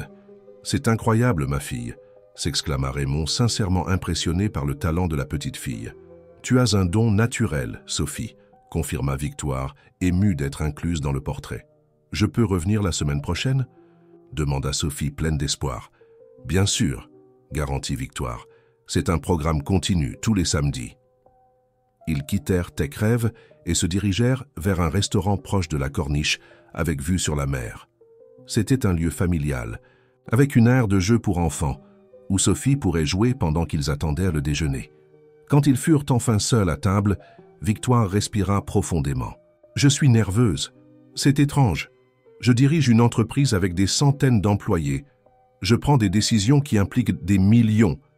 Mais l'idée d'avoir cette conversation avec une enfant de 7 ans me fait paniquer. » Raymond sourit, compréhensif. « Bienvenue dans le monde de la parentalité. Nous vivons dans une panique constante de dire ou faire la mauvaise chose. Comment y arrivez-vous? Tous les jours, toutes les décisions. Un jour à la fois, et en acceptant que je vais faire des erreurs, mais que l'amour compense les erreurs. » Victoire regarda vers l'endroit où Sophie jouait avec d'autres enfants dans l'aire de jeu. Elle mérite de connaître la vérité sur sa famille, sur sa mère. Oui, mais allons-y doucement. D'abord, établissons les bases. Quand Sophie revint à la table, les joues rouges et essoufflées d'avoir joué, elle trouva les adultes dans une conversation sérieuse. Son sourire vacilla légèrement. « Il s'est passé quelque chose? Vous avez une drôle de tête. » Raymond l'attira pour s'asseoir à côté de lui. « Il ne s'est rien passé de mal, ma fille.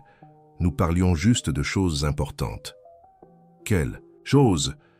Victoire et Raymond échangèrent un regard et il acquiesça, l'encourageant à commencer. « Sophie, » commença Victoire doucement, « tu as probablement remarqué que j'ai passé beaucoup de temps avec toi et ton père ces derniers jours. Oui, c'est parce qu'on est amis maintenant, non? Oui, nous sommes amis, mais il y a quelque chose d'autre que tu dois savoir. » Victoire fit une pause, choisissant soigneusement ses mots. « Tu te souviens de ta petite marque de naissance? Cette petite demi-lune que tu as sous l'oreille? » Sophie porta instinctivement la main à la marque. « Oui, papa a dit que je l'ai parce que ma mère l'avait aussi. »« Exactement. Et tu sais, cette marque est très spéciale et rare. En fait, je n'ai connu que 2 personnes dans ma vie qui avaient cette marque exacte. » Les yeux de Sophie s'écarquillèrent avec intérêt. « Qui? » L'une était ma sœur cadette, Claire, et l'autre, c'est toi. La petite fille regarda Raymond, confuse puis revint vers Victoire. « Votre sœur, où est-elle » Victoire déglutit avant de répondre. « Elle a disparu il y a de nombreuses années, quand elle était encore très jeune. Je la cherche depuis. » Sophie resta silencieuse pendant quelques instants, traitant l'information. Puis, avec la logique directe des enfants, elle fit la connexion que les adultes craignaient et espéraient tant. « Attendez, si votre sœur avait la même petite marque que moi, et ma mère aussi. Votre sœur est ma mère. » Le silence qui suivit la question de Sophie semblait amplifier le brouhaha du restaurant autour. Victoire regarda Raymond, qui acquiesça doucement, indiquant que c'était l'heure de la vérité. « Nous le croyons, Sophie, » répondit Victoire d'une voix douce. « Il y a beaucoup de coïncidences qui nous font penser que ta mère, Jeanne, est en réalité ma sœur, Claire. » L'expression de Sophie oscilla entre confusion et fascination. « Alors, vous seriez ma tante ?»« Oui, ma chérie, je serai ta tante. » Sophie resta silencieuse quelques instants, absorbant l'information. Ses yeux se déplacèrent de Victoire à Raymond et retour, comme si elle cherchait confirmation sur leur visage. « C'est pour ça que vous regardiez tant ma petite marque le jour de l'entretien de papa ?» demanda-t-elle finalement. « Exactement, » confirma Victoire. « Quand j'ai vu ta marque identique à celle de ma sœur, c'était comme si le temps s'arrêtait. Soudain, après tant d'années de recherche, il y avait une connexion, un indice sur le sort de Claire. Mais ma mère est partie, réfléchit Sophie, sa voix perdant son enthousiasme. Papa a dit qu'elle ne voulait pas être mère. Raymond s'empressa d'intervenir. Ma fille, tu te souviens que j'ai toujours dit que ta mère devait avoir eu des raisons très fortes pour partir, que parfois les adultes font des choix difficiles, même en aimant beaucoup leurs enfants. Sophie acquiesça, ses yeux commençant à s'embuer. Ce que nous découvrons maintenant, continua-t-il, c'est que ta mère avait peut-être encore plus de raisons que nous ne l'imaginions. Peut-être qu'elle cachait qui elle était vraiment. Peut-être qu'elle avait peur de quelque chose. Ou de quelqu'un, ajouta Victoire. Ma sœur a disparu de façon mystérieuse. Pendant des années, nous avons pensé qu'elle s'était simplement enfuie parce qu'elle était malheureuse à la maison. Mais maintenant, je pense qu'il pourrait y avoir plus dans cette histoire. Sophie essuya une larme qui s'était échappée. Alors, j'ai une famille plus grande, avec des grands-parents et tout. Victoire sourit tristement. Malheureusement, ton grand-père n'est plus parmi nous, mais ta grand-mère vit à Avignon. Elle ne va pas très bien, surtout de la tête. Mais je suis sûr qu'elle serait émue de te rencontrer. Je veux la rencontrer, déclara Sophie avec détermination. Puis une ombre d'inquiétude traversa son visage. Mais et ma mère? Vous allez la chercher? Et si vous la trouvez, qu'est-ce qui va m'arriver? La question atteignit Raymond comme une flèche.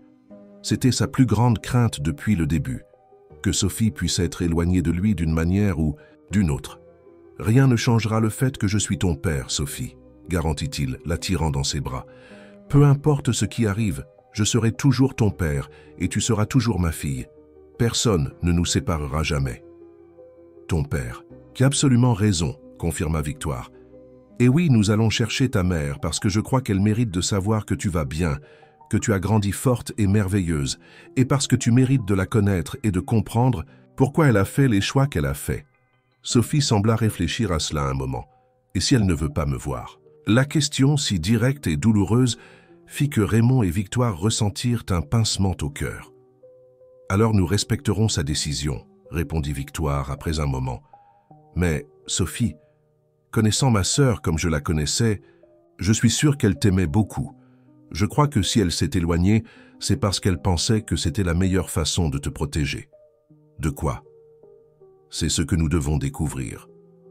Le déjeuner continua dans une ambiance plus légère, après qu'ils eurent changé de sujet, parlant des cours de dessin et de ce que Sophie avait appris.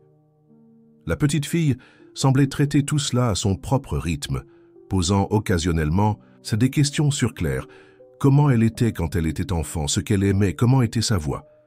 À la fin du repas, alors qu'ils savouraient le dessert, Sophie posa une question inattendue. « Si vous êtes ma tante, ça veut dire que je peux vous appeler tante Victoire maintenant ?» Victoire sentit ses yeux s'embuer. « J'adorerais ça, Sophie, j'adorerais vraiment. » Sur le chemin du retour, Sophie s'endormit sur la banquette arrière, épuisée par la matinée intense et les révélations émotionnelles. « Elle a géré tout cela beaucoup mieux que je ne l'espérais », commenta Raymond à voix basse. « Les enfants sont étonnamment résilients », répondit Victoire. « Mais je suis sûr qu'elle va traiter tout cela pendant des jours, peut-être des semaines. D'autres questions vont surgir, d'autres insécurités. Nous serons là pour elle, ensemble. » Victoire sourit, touchée par l'inclusion. « Oui, ensemble ?» Elle hésita avant de continuer. « Raymond, il y a quelque chose que je n'ai pas encore mentionné. J'ai engagé un détective privé, l'un des meilleurs du pays. Pour chercher Jeanne, je veux dire Claire. Oui, je lui ai donné toutes les informations que nous avons. Le nom Jeanne Moreau, la description physique, les lieux où elle a travaillé à Toulon, la date approximative à laquelle elle vous a quitté, vous et Sophie. Pourquoi ne pas me l'avoir dit avant? Je voulais d'abord être sûr que nous étions sur la même longueur d'onde, que vous vouliez vraiment la retrouver. Raymond réfléchit un moment. Et que se passe-t-il si nous la retrouvons? Vous y avez pensé? Constamment ces dernières semaines. Mais je ne peux pas prédire comment ce sera. Beaucoup dépendra. Des circonstances, de pourquoi elle a disparu, de comment elle est maintenant. J'ai peur, admit Raymond. Peur de ce que cela pourrait faire à Sophie. Et si Claire n'est pas la personne dont vous vous souvenez? Et si elle rejette Sophie? À nouveau, alors nous serons là pour la protéger, pour l'aimer encore plus. Quand ils arrivèrent à l'appartement de Raymond, il porta Sophie endormie jusqu'à son lit. Victoire attendit dans le petit salon, observant les photos de famille sur les murs, toutes de Raymond et Sophie à différents âges de la petite fille.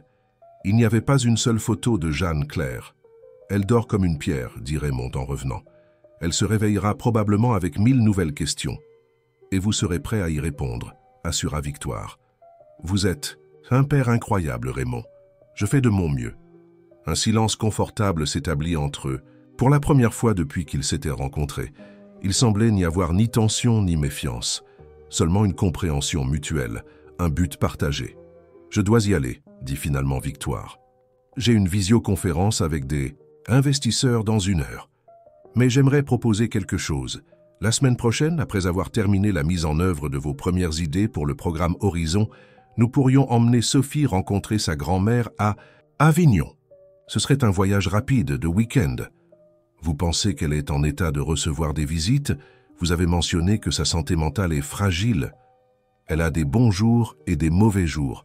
Mais la voir, connaître sa petite fille, ça pourrait être thérapeutique. Et pour Sophie, connaître sa grand-mère peut l'aider à se sentir plus connectée à ses racines. Raymond considéra la proposition.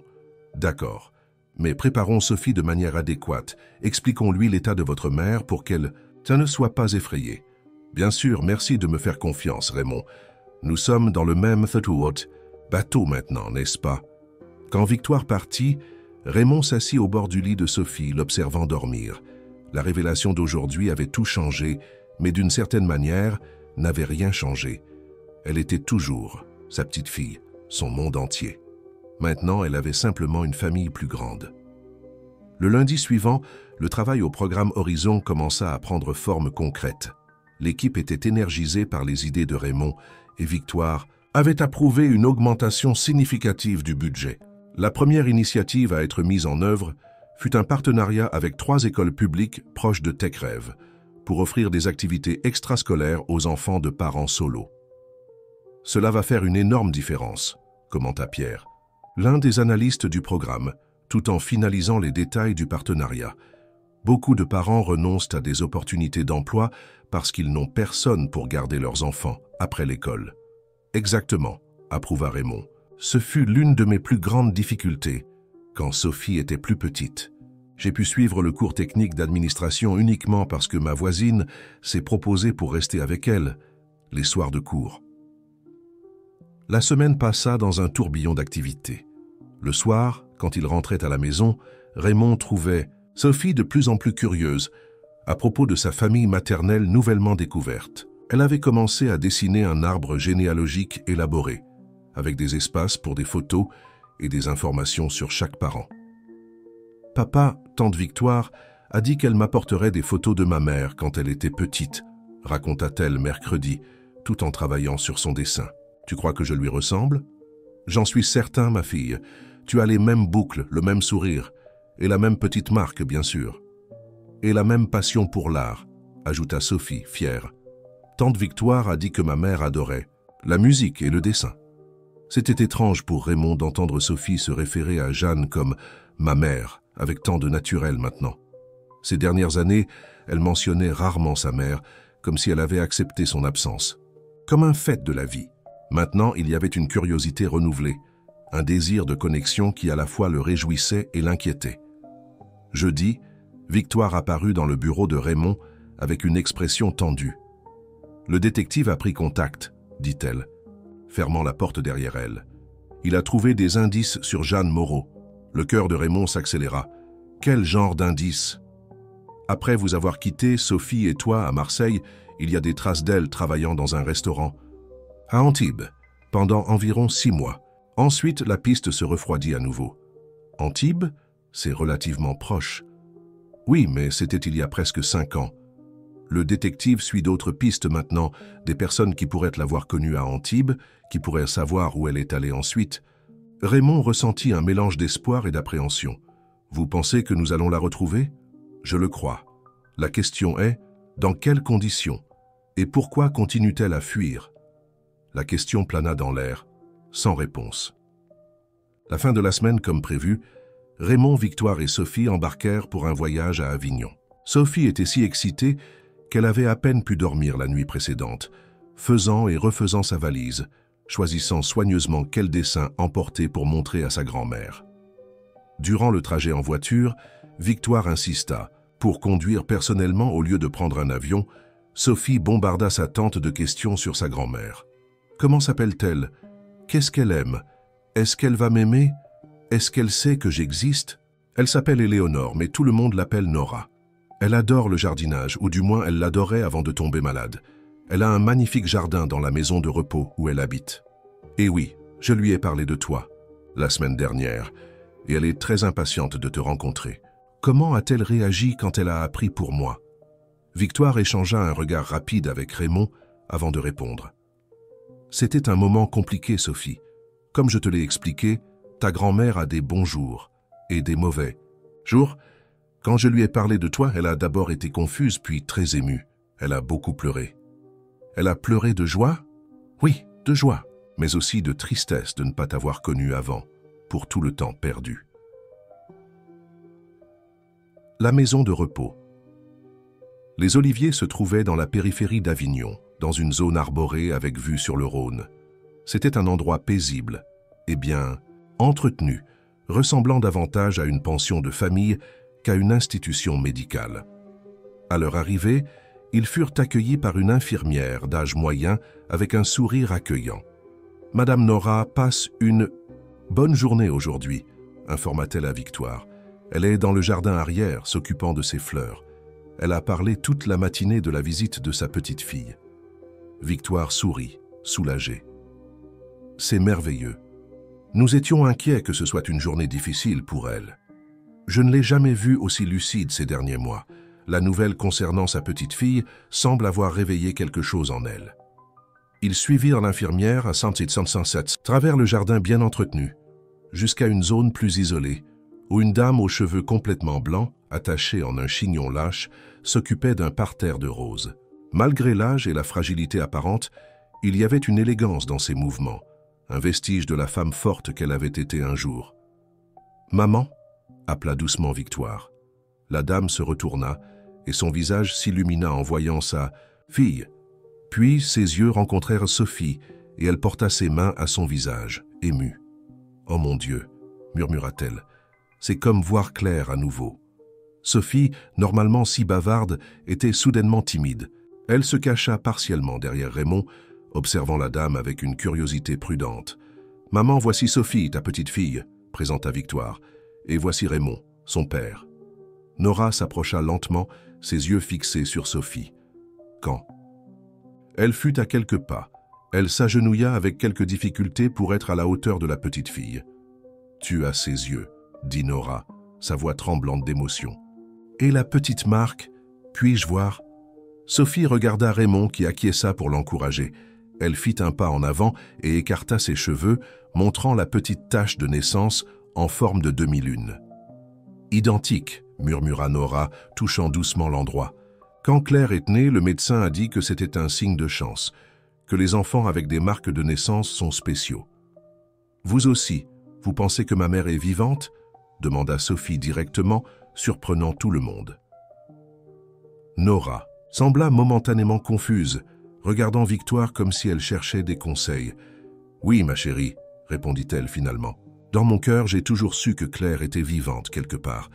Je ne comprenais simplement pas pourquoi elle ne rentrait pas à la maison. »« Nous la cherchons, » informa Sophie. « Tante Victoire a engagé un monsieur qui trouve les gens. Il a déjà découvert que ma mère était à Antibes après être partie. » La mention d'Antibes provoqua une réaction inattendue chez Nora.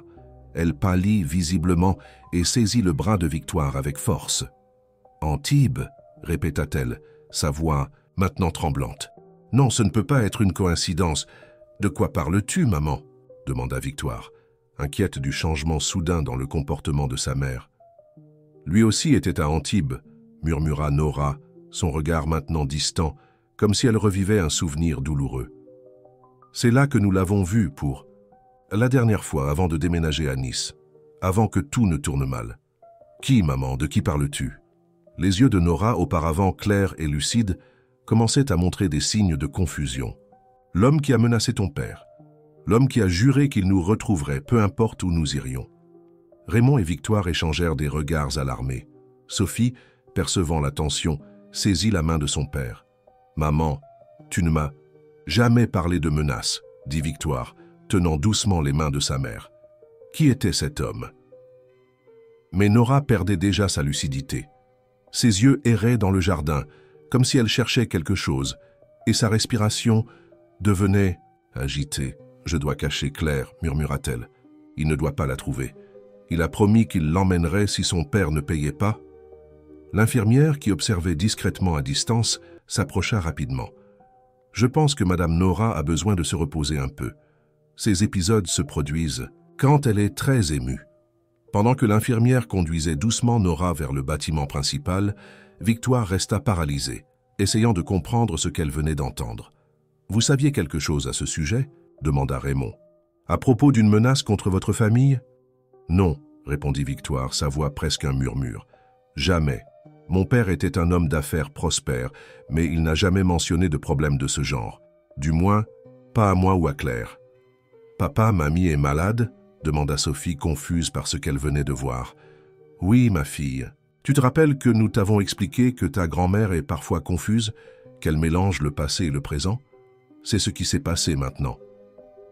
Mais ce qu'elle a dit sur quelqu'un qui menaçait d'emmener ma mère, nous ne savons pas si c'est réel ou si cela fait partie de sa confusion, intervint Victoire, bien que son ton ne semble pas très convaincant.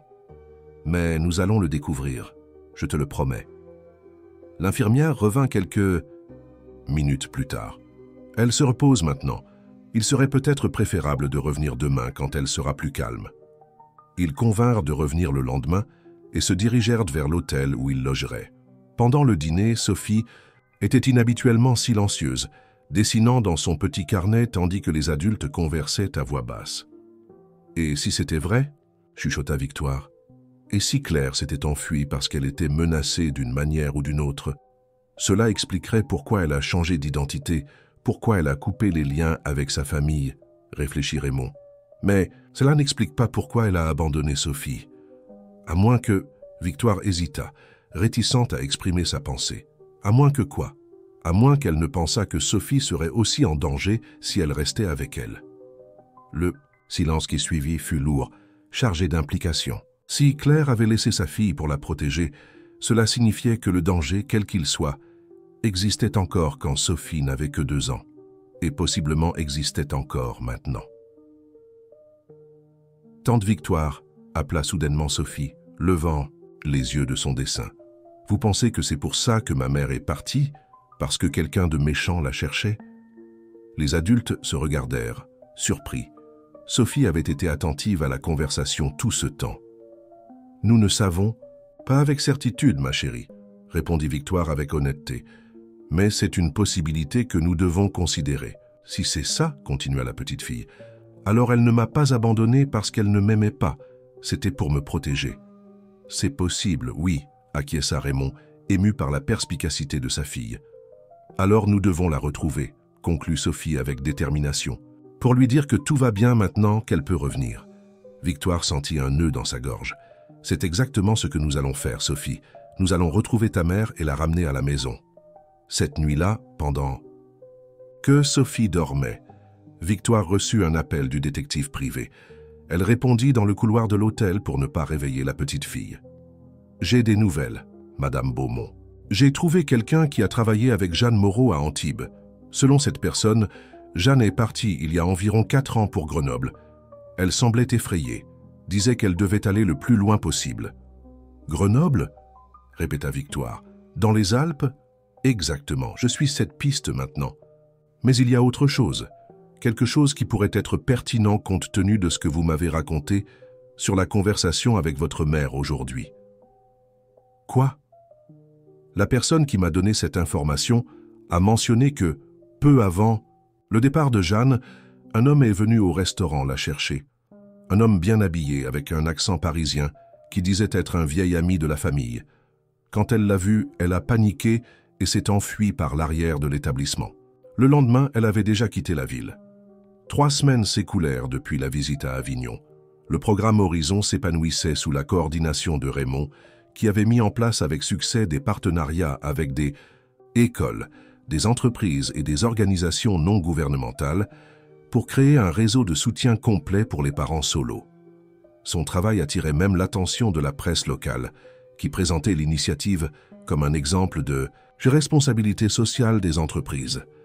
Sophie, quant à elle, était devenue la star du programme Petit Créateur. Son talent pour le dessin numérique impressionnait même les instructeurs les plus expérimentés, et elle avait commencé à fréquenter le cours 2 fois par semaine, pas seulement le samedi.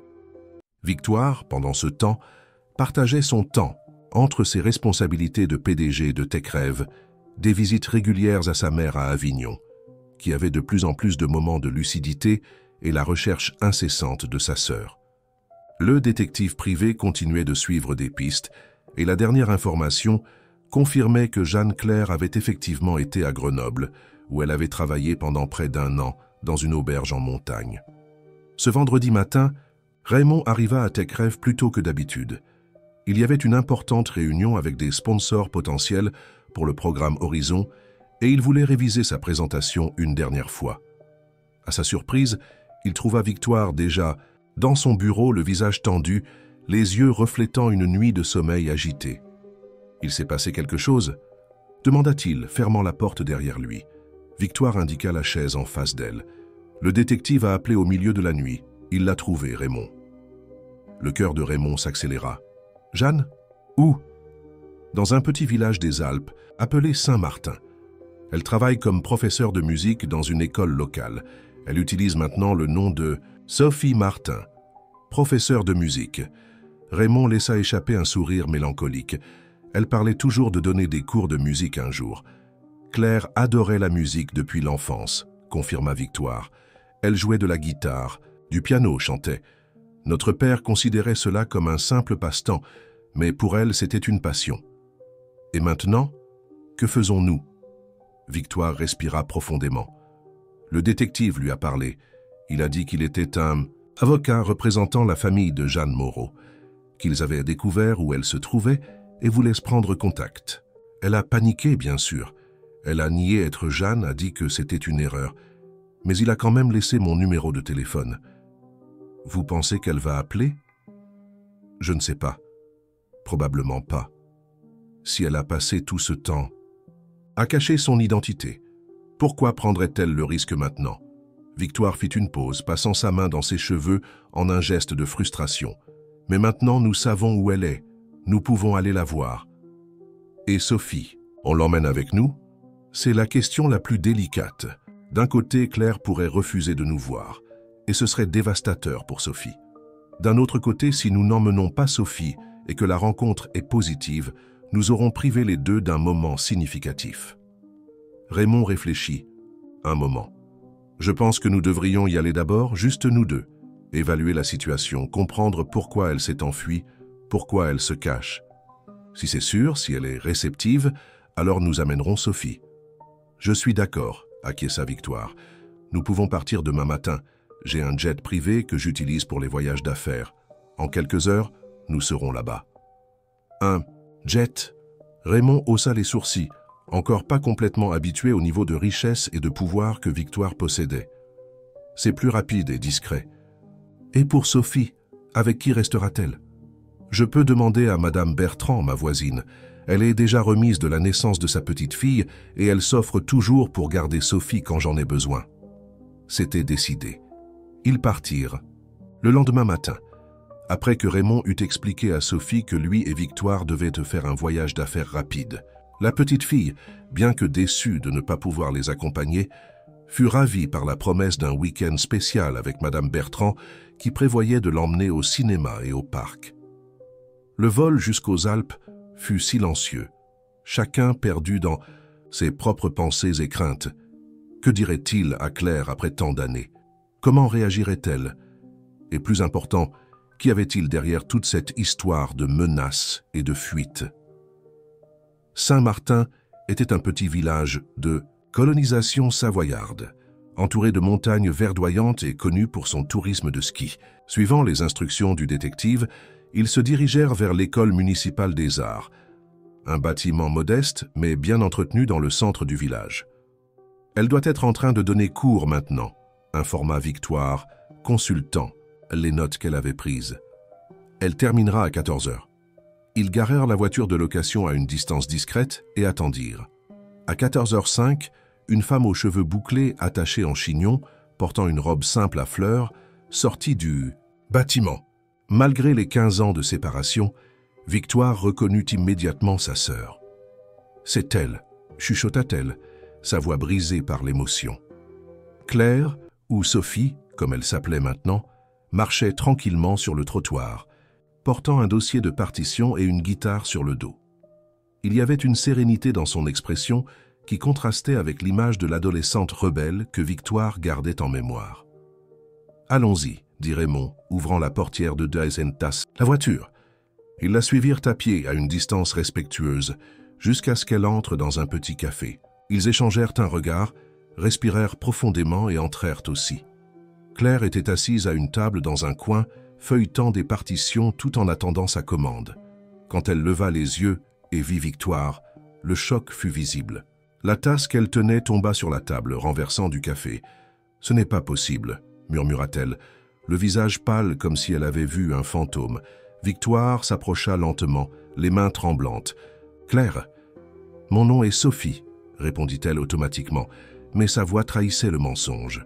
« Vous devez me confondre avec quelqu'un d'autre. »« Claire, c'est moi, Victoire, ta sœur. » Victoire s'arrêta à quelques pas, respectant-la. Panique évidente dans les yeux de l'autre femme. Et voici Raymond. En entendant son nom, Claire regarda enfin l'homme qui accompagnait sa sœur. La reconnaissance fut immédiate, et des larmes commencèrent à se former dans ses yeux. « Comment m'avez-vous trouvé ?»« Est-ce important ?» demanda doucement Victoire. « 15 ans, Claire. 15 ans à croire que tu pourrais être... » Elle ne compléta pas la phrase. « S'il te plaît, pouvons-nous parler ?» Claire regarda nerveusement autour d'elle, comme si elle cherchait une issue. Puis, résignée, elle indiqua les chaises devant elle. « Asseyez-vous, mais je ne peux pas rester longtemps. » Victoire et Raymond s'assirent, la tension palpable entre eux. « Pourquoi as-tu fui ?» demanda directement Victoire. « Pourquoi as-tu disparu comme ça, sans vraies explications ?» Claire baissa les yeux. « Ce n'était pas un choix, Victoire. C'était une nécessité. » Maman a mentionné des menaces. Quelque chose à propos d'un homme qui avait juré de vous retrouver. Le visage de Claire pâlit encore plus. Elle a raconté ça, après toutes ces années à garder le secret?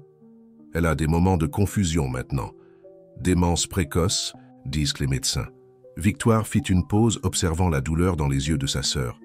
Papa n'est plus parmi nous. Je sais. J'ai vu la nouvelle de son décès dans le journal il y a quelques années.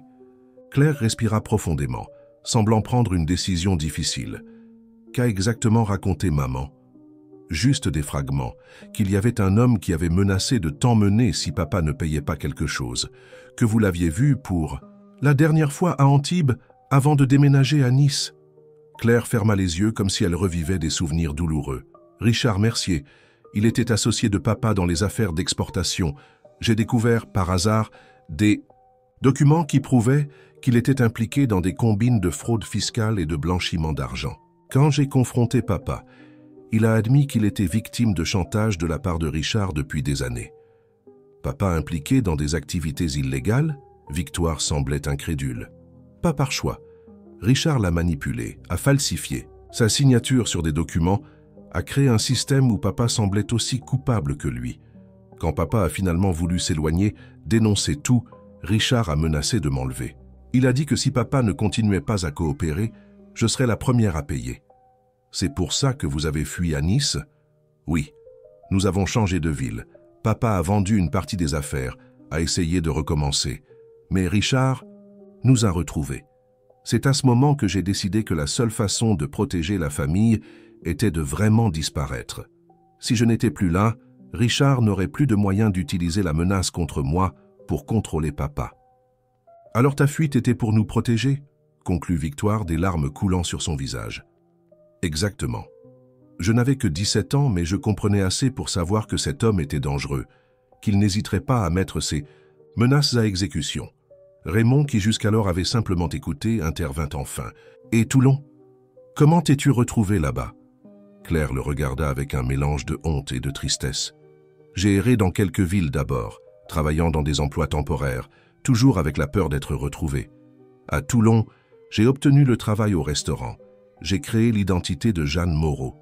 Et puis je t'ai rencontré. Pourquoi ne m'as-tu jamais dit la vérité? Parce que moins tu en savais, plus tu serais en sécurité. Et après être tombée amoureuse de toi, j'ai eu encore plus peur. Peur que Richard puisse t'utiliser pour m'atteindre s'il me retrouvait un jour. Et Sophie? » La voix de Raymond contenait maintenant une note de ressentiment. « Pourquoi abandonner ta propre fille ?» Claire ne put contenir le sanglot qui s'échappa. La décision la plus difficile de ma vie. Mais après sa naissance, j'ai commencé à remarquer des choses étranges. Une voiture qui passait à plusieurs reprises devant notre rue. Un homme qui semblait m'observer au supermarché.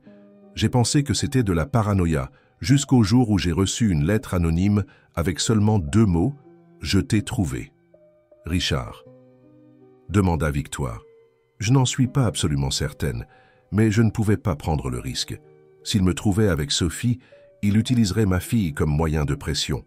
Alors j'ai pris la décision la plus douloureuse possible. J'ai laissé la personne que j'aimais le plus au monde avec le seul homme en qui j'avais totalement confiance. Elle regarda Raymond. Je savais que tu prendrais soin d'elle, la protégerais de ta vie si nécessaire. Et après, pourquoi n'as-tu jamais essayé de prendre contact? J'ai essayé d'une certaine manière.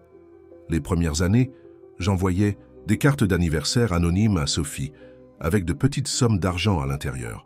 Ensuite, quand vous avez déménagé à Marseille, j'ai perdu le contact. J'ai pensé que c'était peut-être mieux ainsi, qu'elle grandisse sans le poids de mon passé, de ma fuite constante.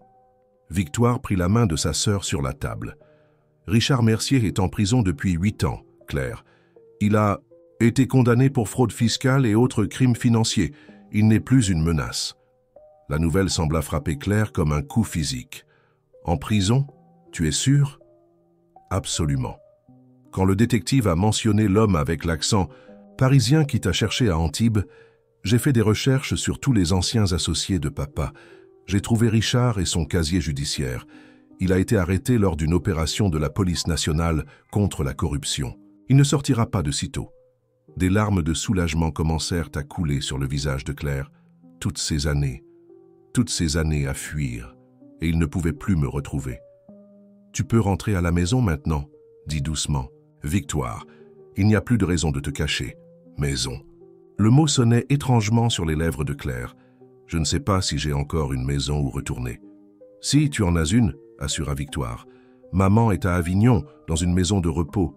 Elle a encore des jours de confusion, mais te voir lui ferait un bien énorme.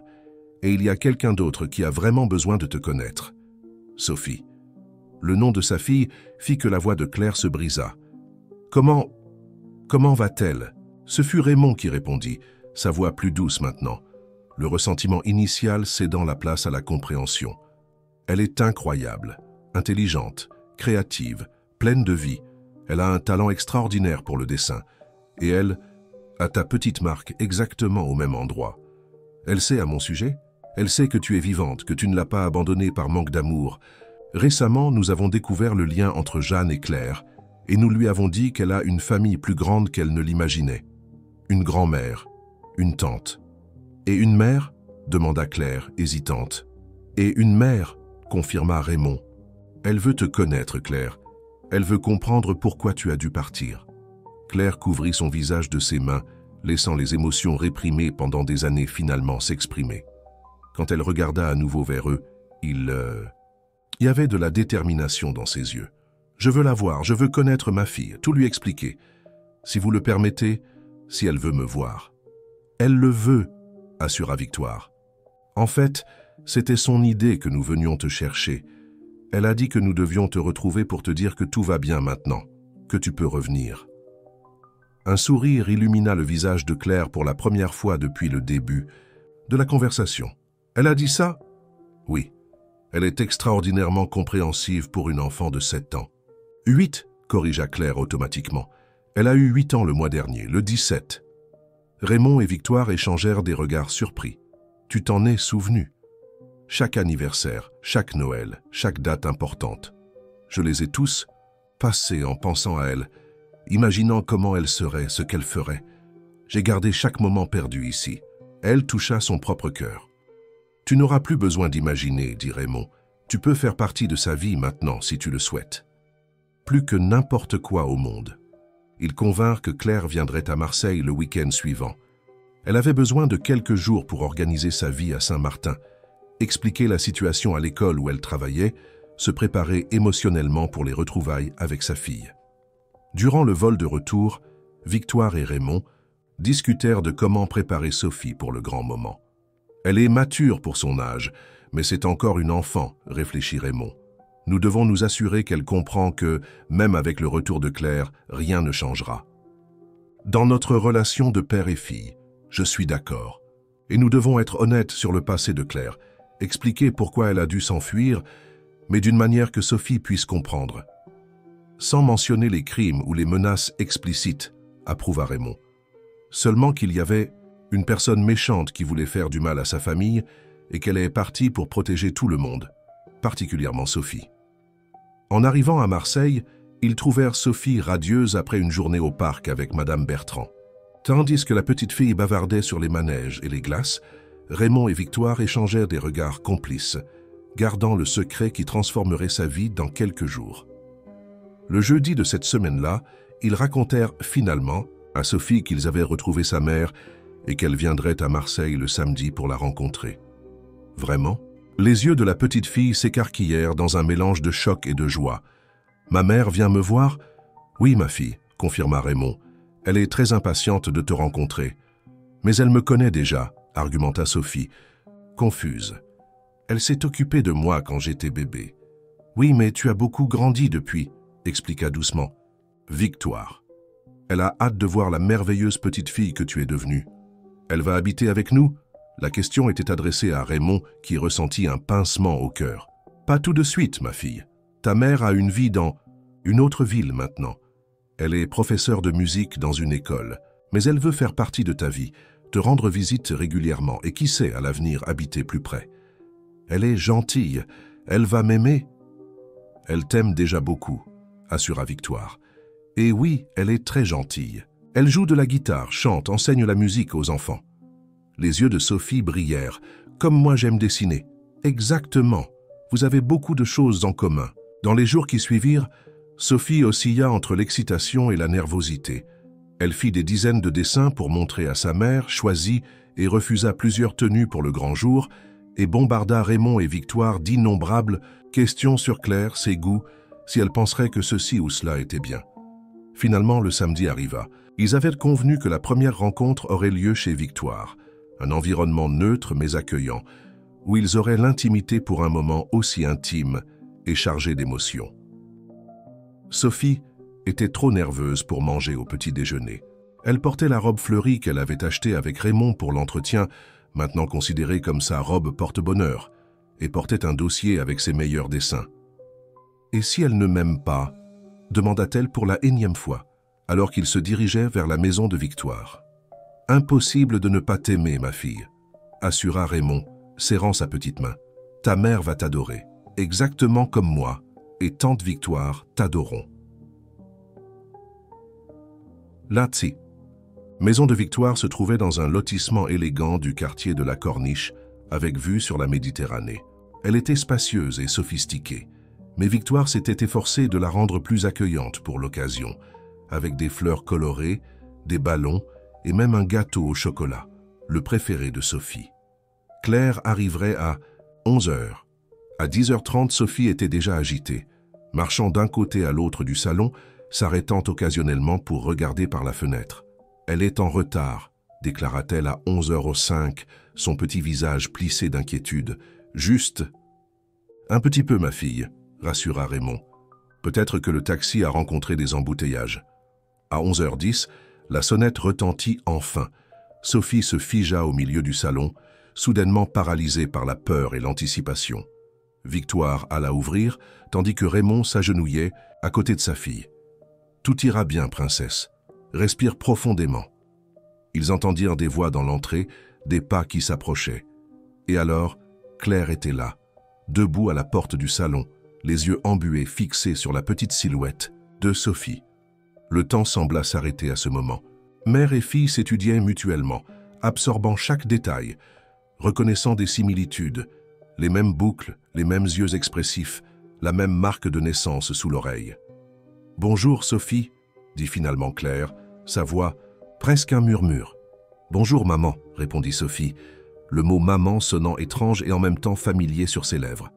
Personne ne bougea pendant quelques secondes. Puis, comme si elle répondait à un appel silencieux, Sophie courut dans les bras de Claire, qui s'agenouilla pour la recevoir dans une étreinte serrée. « Pardonne-moi », sanglota Claire, berçant sa fille. « Pardonne-moi d'être partie. »« C'est pas grave », répondit Sophie avec la sagesse qui surprenait souvent les adultes autour d'elle. « Tu nous protégeais de l'homme méchant.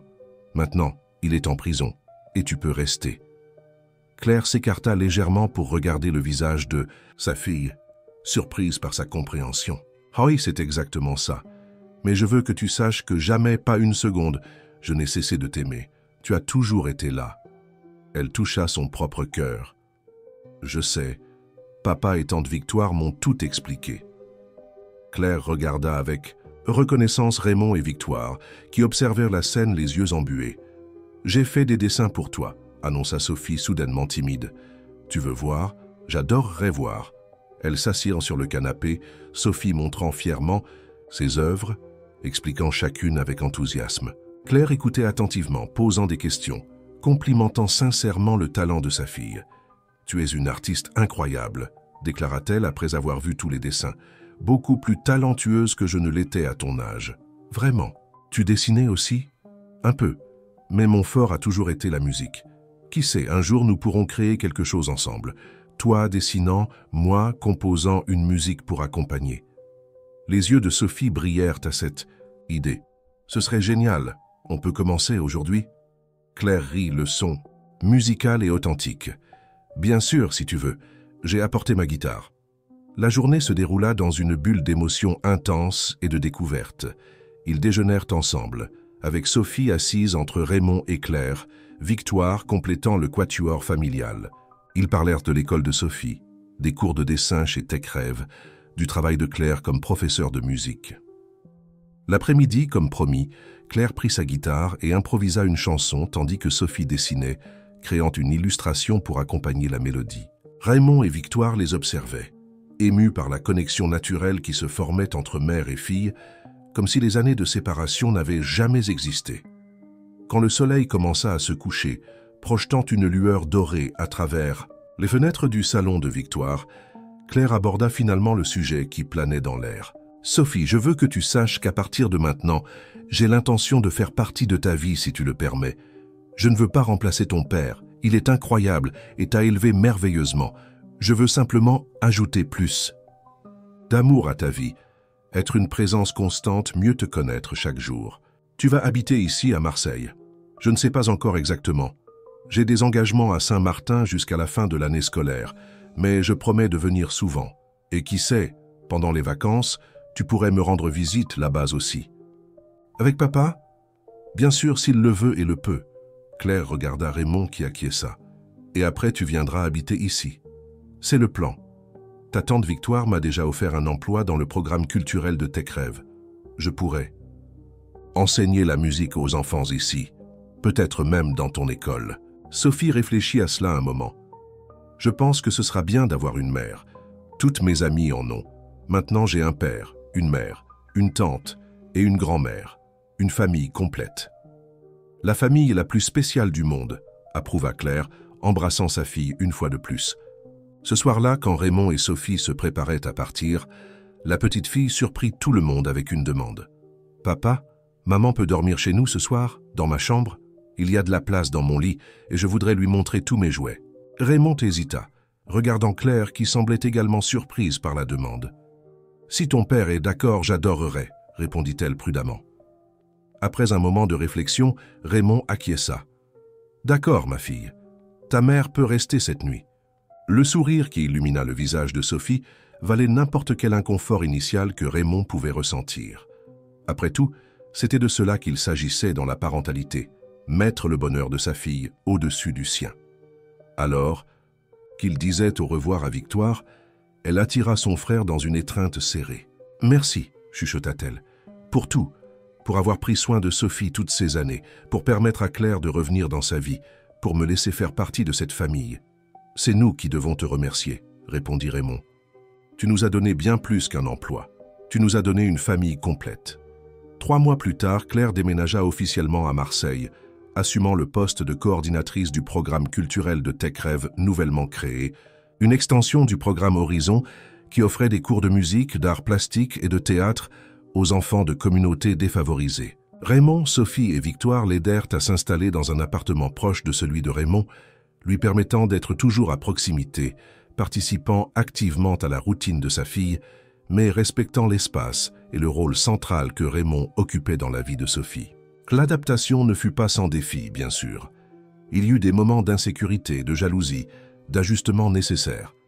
Mais la base solide d'amour et de respect mutuel qu'ils avaient construite leur permit de surmonter chaque obstacle. Nora, la grand-mère de Sophie, fut transférée dans une maison de repos à Marseille, où elle recevait des visites régulières de la famille. La présence de sa petite fille et le retour de Claire apportèrent des améliorations significatives à sa santé mentale.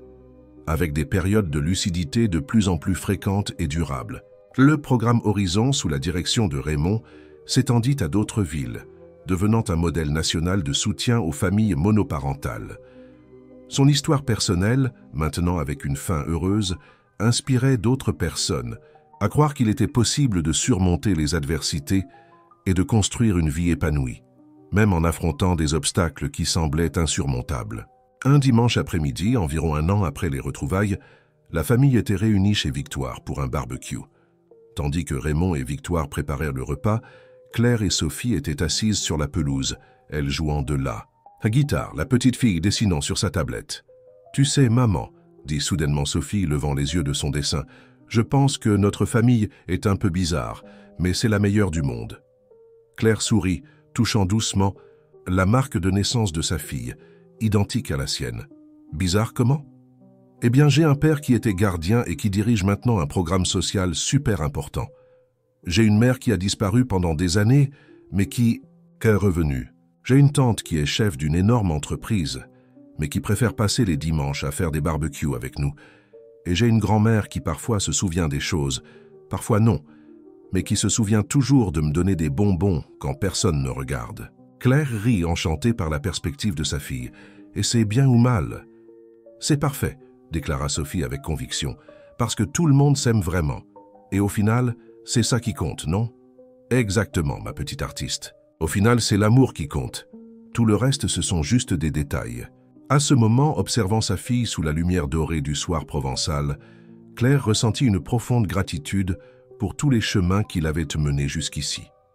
Les années de fuite, la peur constante, la douleur de la séparation, tout en avait valu la peine pour ce moment de paix et de plénitude. Raymond et Victoire les rejoignirent sur la pelouse, apportant des jus et des amuse-gueules. Assis en cercle, partageant des histoires et des rires, ils formaient un tableau qu'aucun d'entre eux n'aurait pu imaginer un an auparavant. Une famille formée non seulement par les liens du sang, mais par des choix, le pardon et un amour qui avait surmonté le temps et la distance. Et au centre de tout,